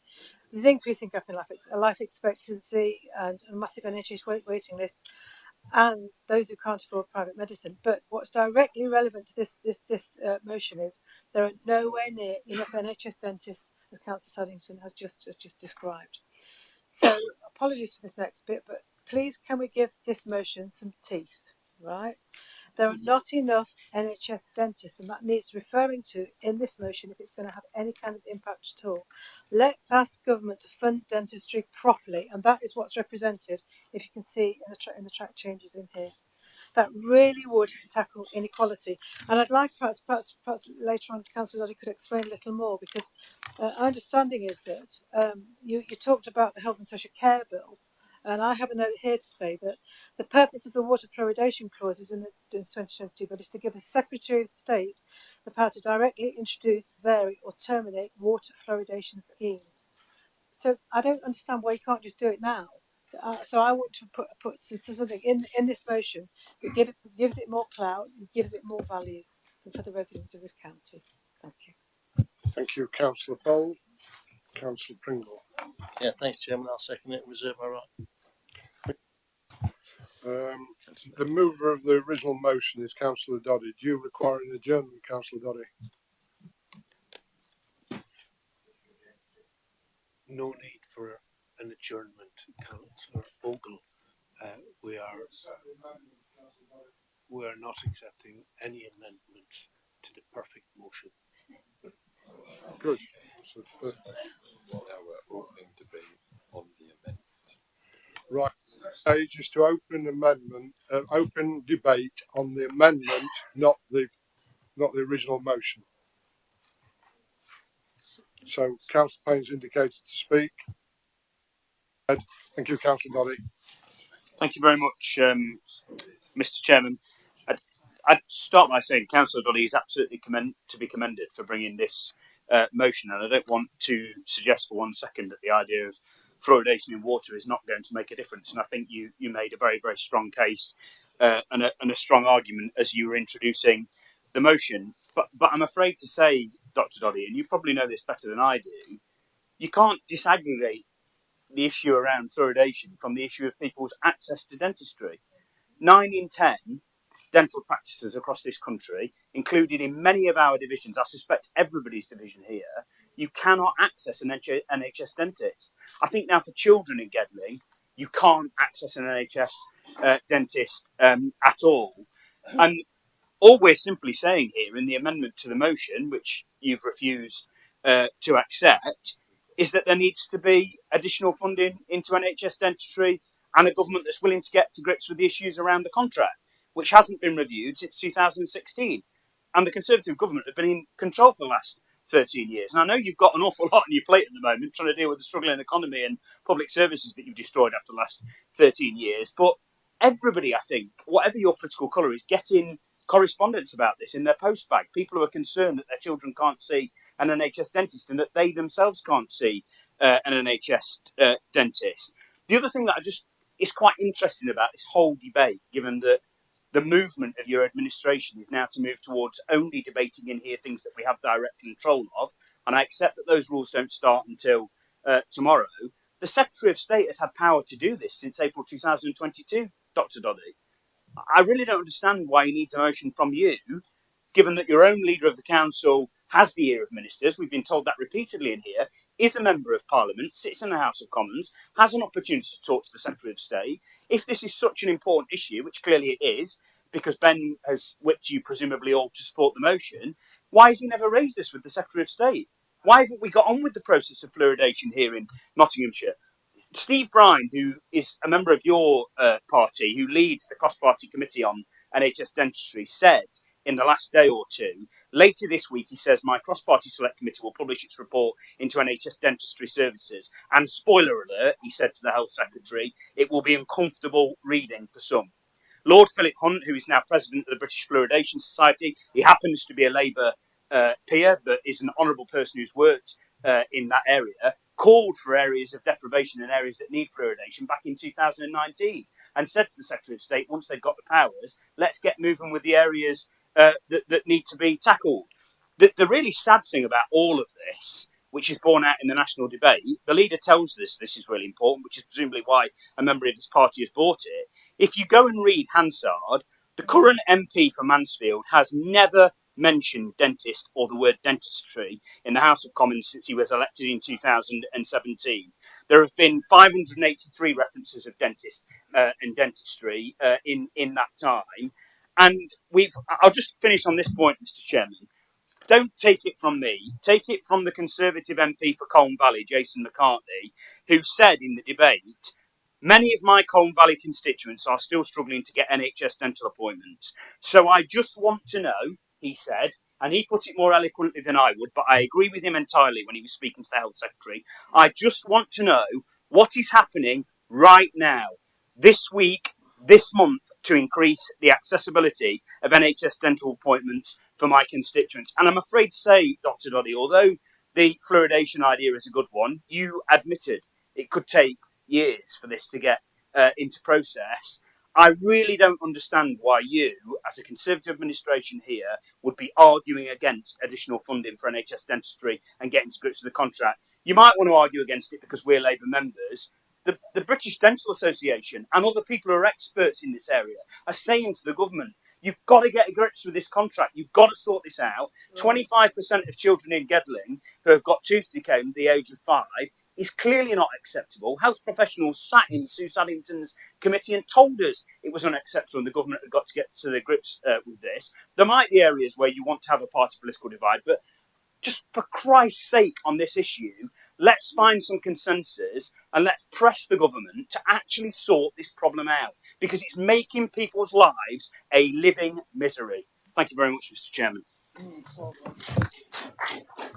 Thank you, Councillor Payne. Councillor Henshaw, would you like to speak? Yeah, thanks for bringing me in. Yeah, I mean, when we look at the original motion, it far from being perfect, Councillor Doddy. It mentions nothing about the lack of provision for NHS dentists. When you look at the statistics from Mansfield, and you look down and you go onto the government website and Google NHS dentistry in Mansfield, and virtually everyone that comes up, including the one I go to, says not accepting new patients, not accepting new patients, not accepting new patients, not accepting new patients, only taking NHS patients referred by another dentist. So the original motion, far from being perfect, has missed a trick. And when we look at the overall discussion about fluoridisation, I think the experts and the people that understand these things can tell us quite clearly that fluoridisation of water does help prevent tooth decay, quite rightly highlighted in the original motion. I think our amendment strengthens the original motion by adding information regarding the problem getting an NHS dentist. Now, when we look at and Councillor Sennington brought this very valid point up, because she actually mentioned when people came to the committee to discuss the problems in NHS dentistry, the contract between the government and the dentists came out at the top as a problem. She also mentioned, which I was going to mention as well, fluoridisation should go hand in hand with an education policy, so that we can help children and families who don't necessarily understand oral hygiene, give them education, help them to understand that cleaning the teeth is the right thing to do. So fluoridisation in conjunction with an education programme. So I think that those two things strengthen the original motion. Now, some people on the right, the ones that say that there's a nanny state, and you know, you've all said that before, not all of you, but sorry, the nanny state, their argument against fluoridisation is that by putting fluoride in the water, it overrides an individual's ability to make a choice. I don't necessarily agree with that, but I'd like the Councillor Doddy to give me his view on that, whether or not the public good overrides an individual's right in that instance. Anyway, the BDA's last survey of dental practitioners showed quite clearly that until the problem of the NHS contract is tackled, dentists will continue to offload or reduce their NHS commitment. So I support the amendment. Thanks, Chair. Thank you, Councillor Henshaw. Members, we're going to have to be brief, otherwise we're going to run out of time. I now call upon Councillor Pringle as the seconder for the amendment to speak. Thank you, Chairman. A 200-word motion plus and 15 words which strengthen it. Yeah. I'm really surprised that you've turned this down, because if we're talking about directing an attack at government, that's nothing to do with it. This is asking, to be clear, to be working with government. So I'm really struggling. I understand the politics why you turned it down, John. You know I do, but I don't think it's the right reason to do it today.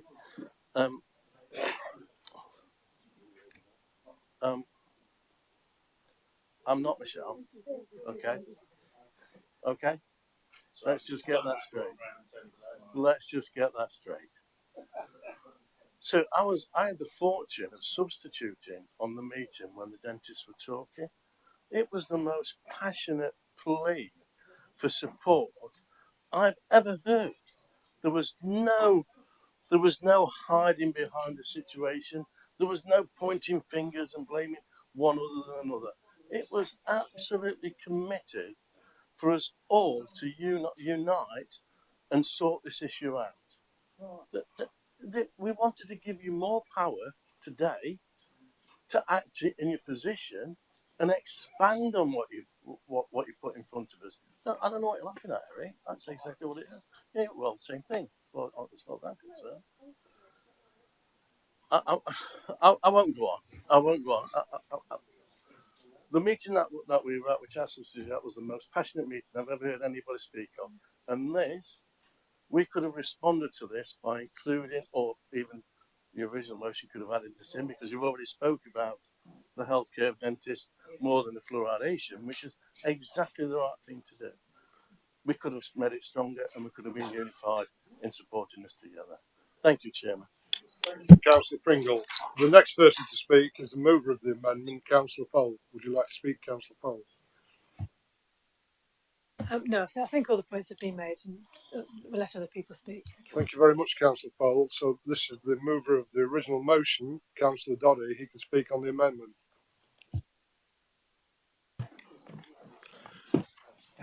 Thank you very much, Chair.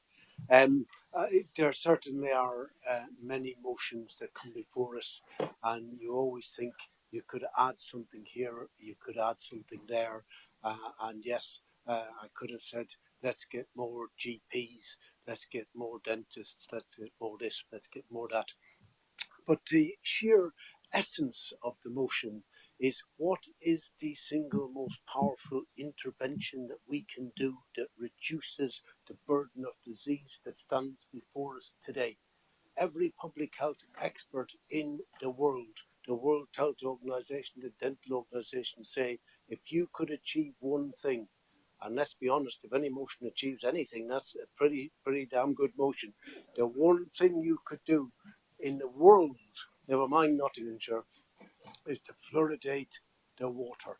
It's a universal intervention, and therefore it helps everybody. We've already seen the benefit of it in the north of Nottingham, where the dental carie rate is down at 19% compared with 37% elsewhere. So I'm going to start off by saying the goal of the motion is the fluoridation of the water of Nottinghamshire, and the case made for that is indisputable. Now you might say, why has the Secretary of State not already done it? Because you have to go and bring to the Secretary of State a case. The Secretary of State will make a decision on whether to consider expansion. A feasibility study by the water company to identify whether the scheme will be successful and what population is affected will follow.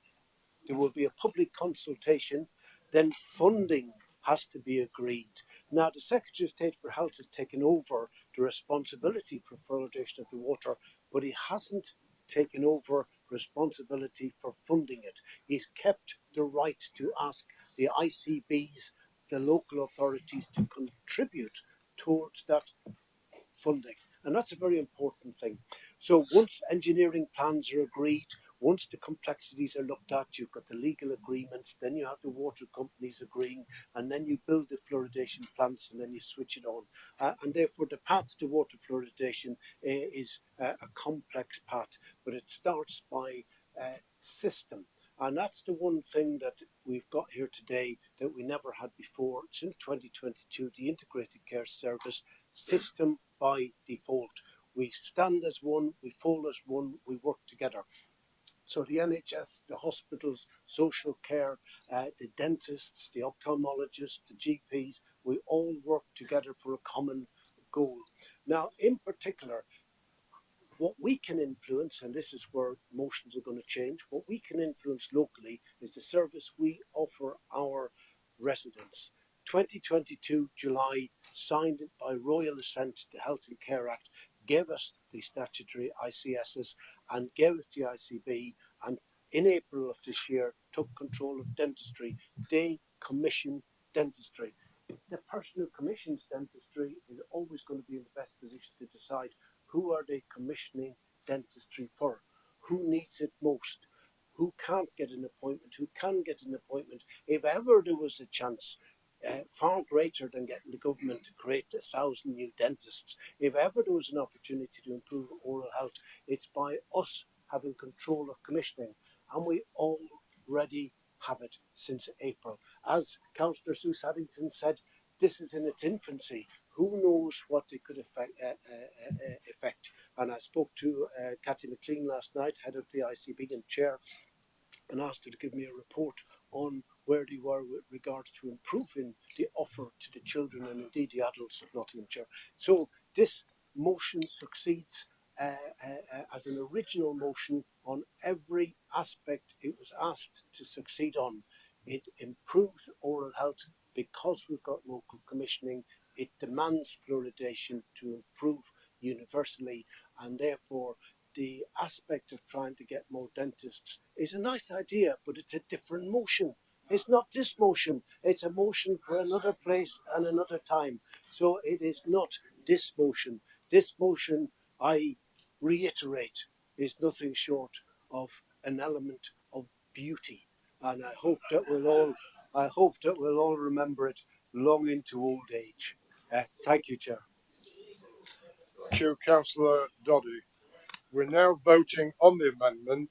I'm going to put it to the vote shortly. It's for or against the amendment that's been brought by the opposition bench. So, all those for? For the amendment.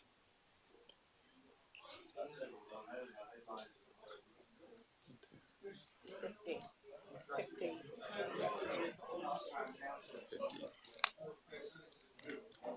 Against? All those against the amendment, thank you very much.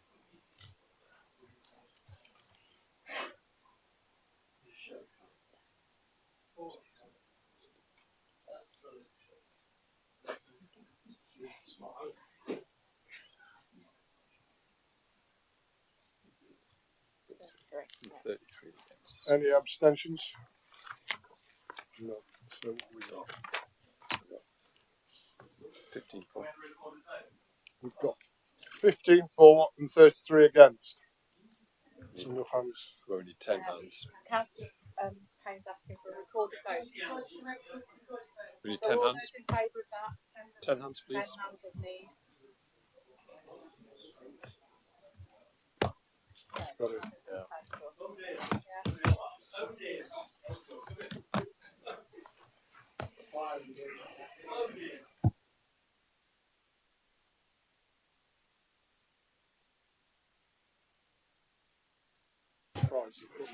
Okay, members, I'm going to do the roll call for the recorded vote.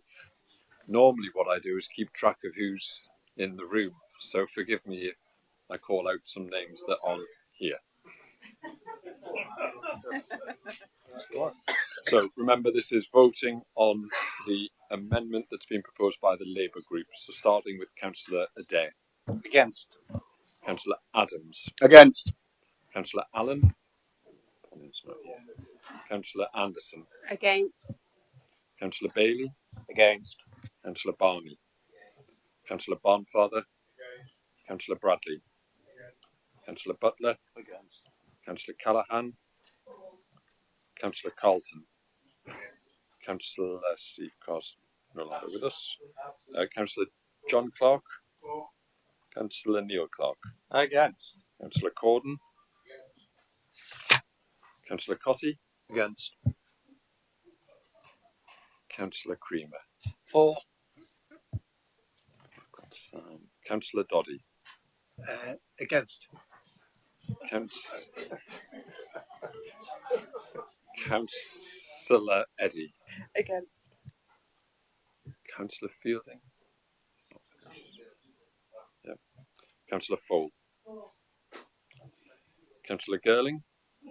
Against. Councillor Gowland. Councillor Henry. For. Councillor Henshaw. Councillor Hollis. Councillor, thank you.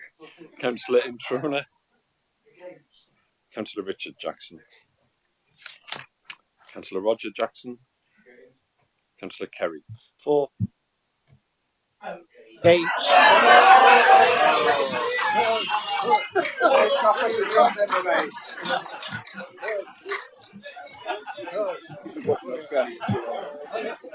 It is against, yes, it is against. Sure.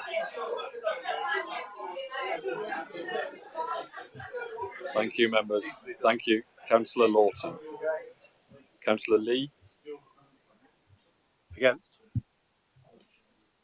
Councillor Madden's not with us. Councillor Martin.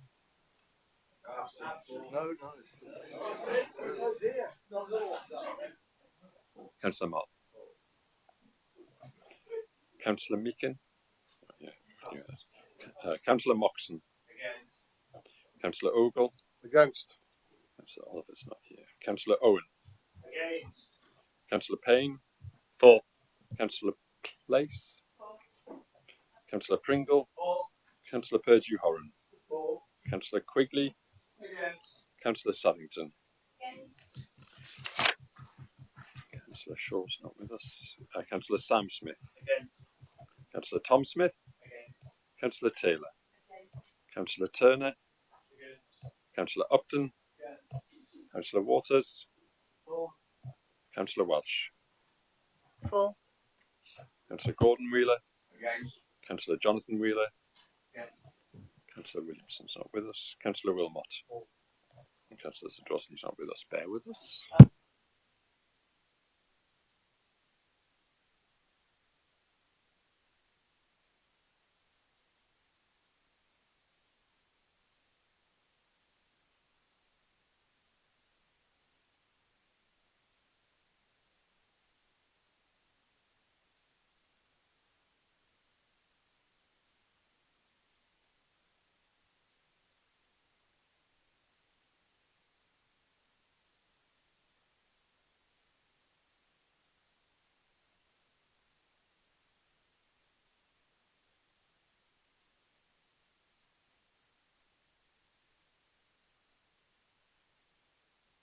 We've got 33 against and 15 for, so the amended motion falls. We now move to the original motion. Are we time for this? Yep. So it's time for Councillor Garland. Thank you. I think the problem with the existing motion is we do know that some parts of the community, some people don't believe in this. Now, I do. I strongly believe in this, but some people don't. And we need to win hearts and minds. And with absolute respect, Dr. Doddy, and I absolutely understand you're here being political today, not being a doctor. I don't think saying, this is perfect and trust me is the way to win over the communities in the hard to reach part or the underserved parts of Nottinghamshire.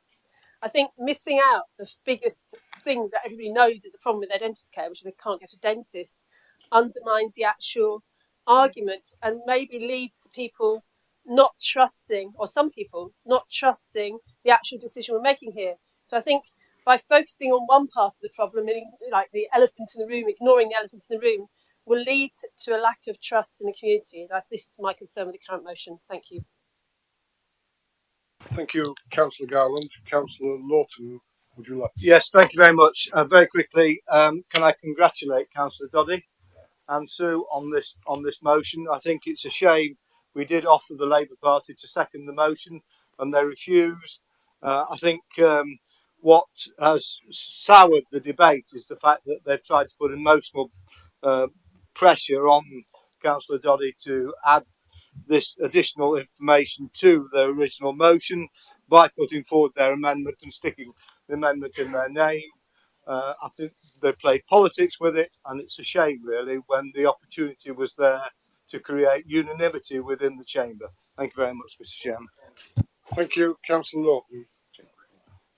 Councillor Creamer, would you like to speak? Thank you, Chairman.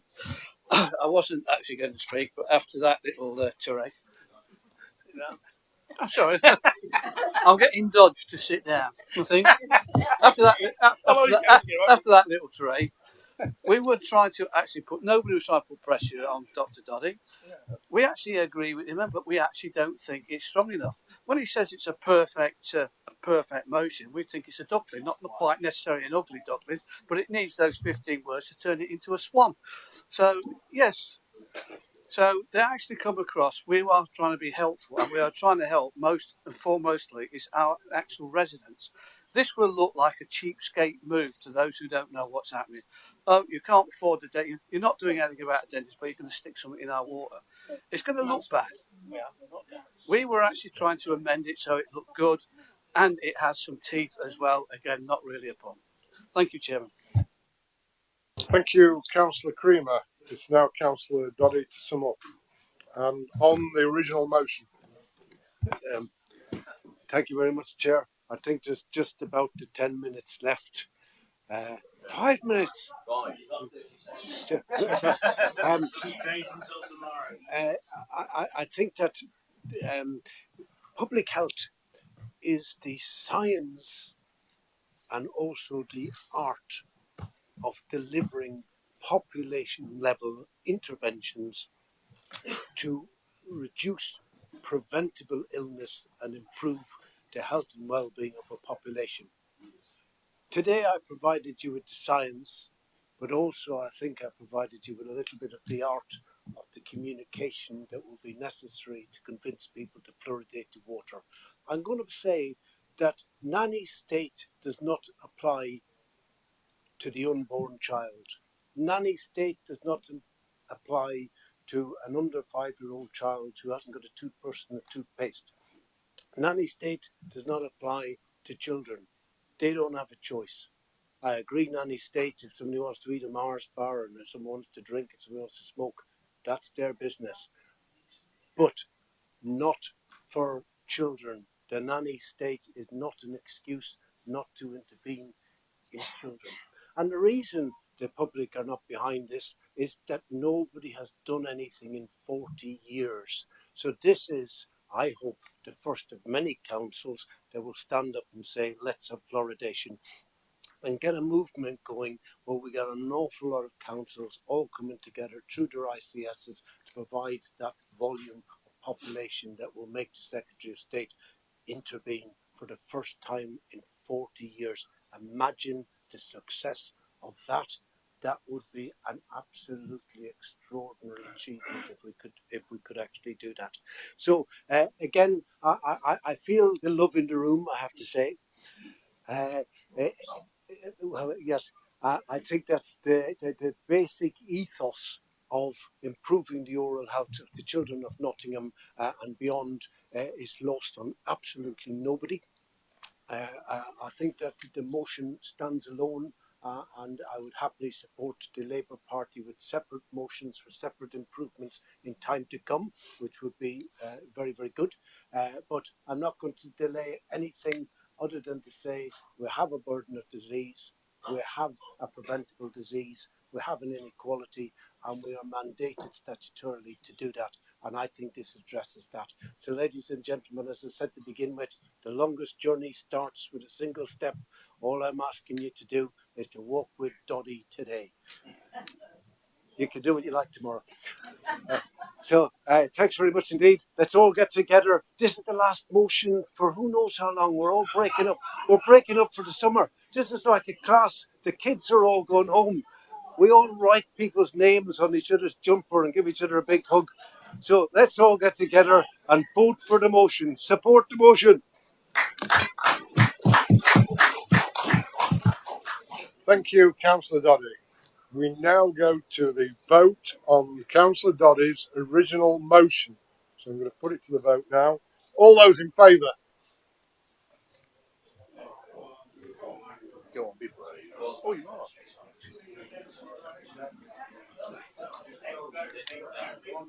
Concord, yeah, one more item of business.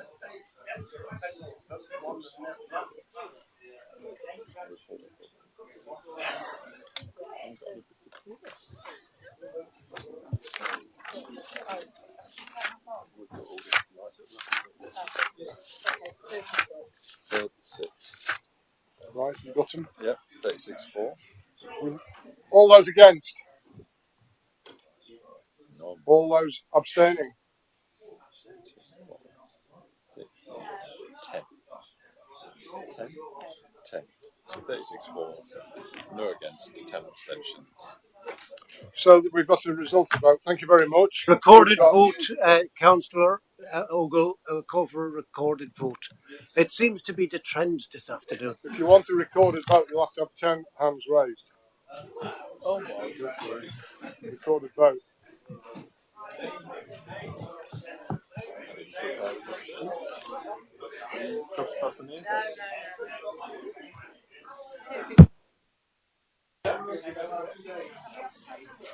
We have one.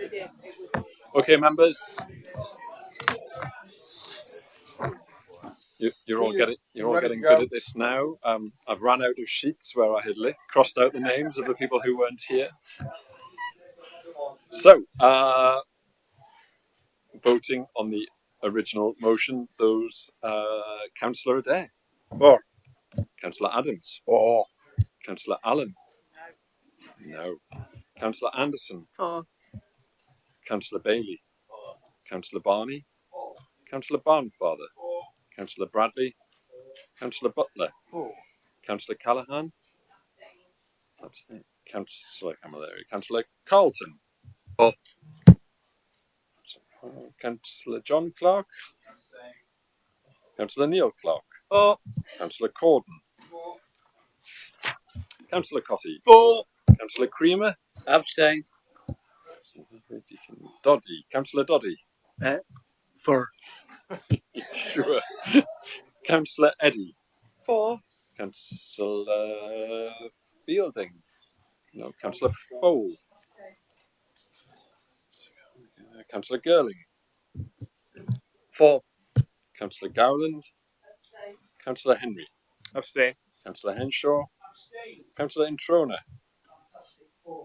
Councillor Richard Jackson. Councillor Roger Jackson. Councillor Kerry. Councillor Lawton. Councillor Lee. For. Councillor Martin. Councillor Moxon. Councillor Ogle. For. Councillor Owen. Councillor Payne. Abstain. Councillor Place. Councillor Pringle. Councillor Purdue-Horan. Councillor Quigley. Oh, Councillor Saddington. Councillor Sam Smith. For.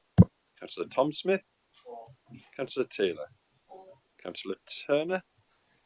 Councillor Upton. Councillor Waters. Councillor Welsh. Abstain. Councillor Gordon Wheeler. Councillor Jonathan Wheeler. Councillor Wilmot.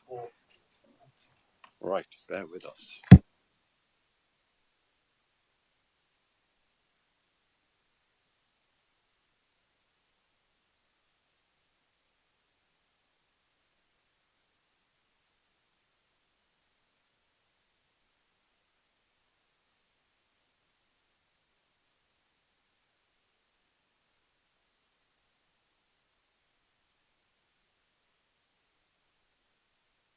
We have a result.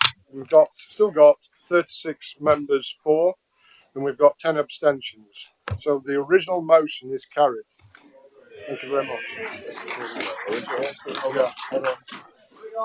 So I've got a chairman's announcement. Thank you for all those who bought tickets in the prize draw.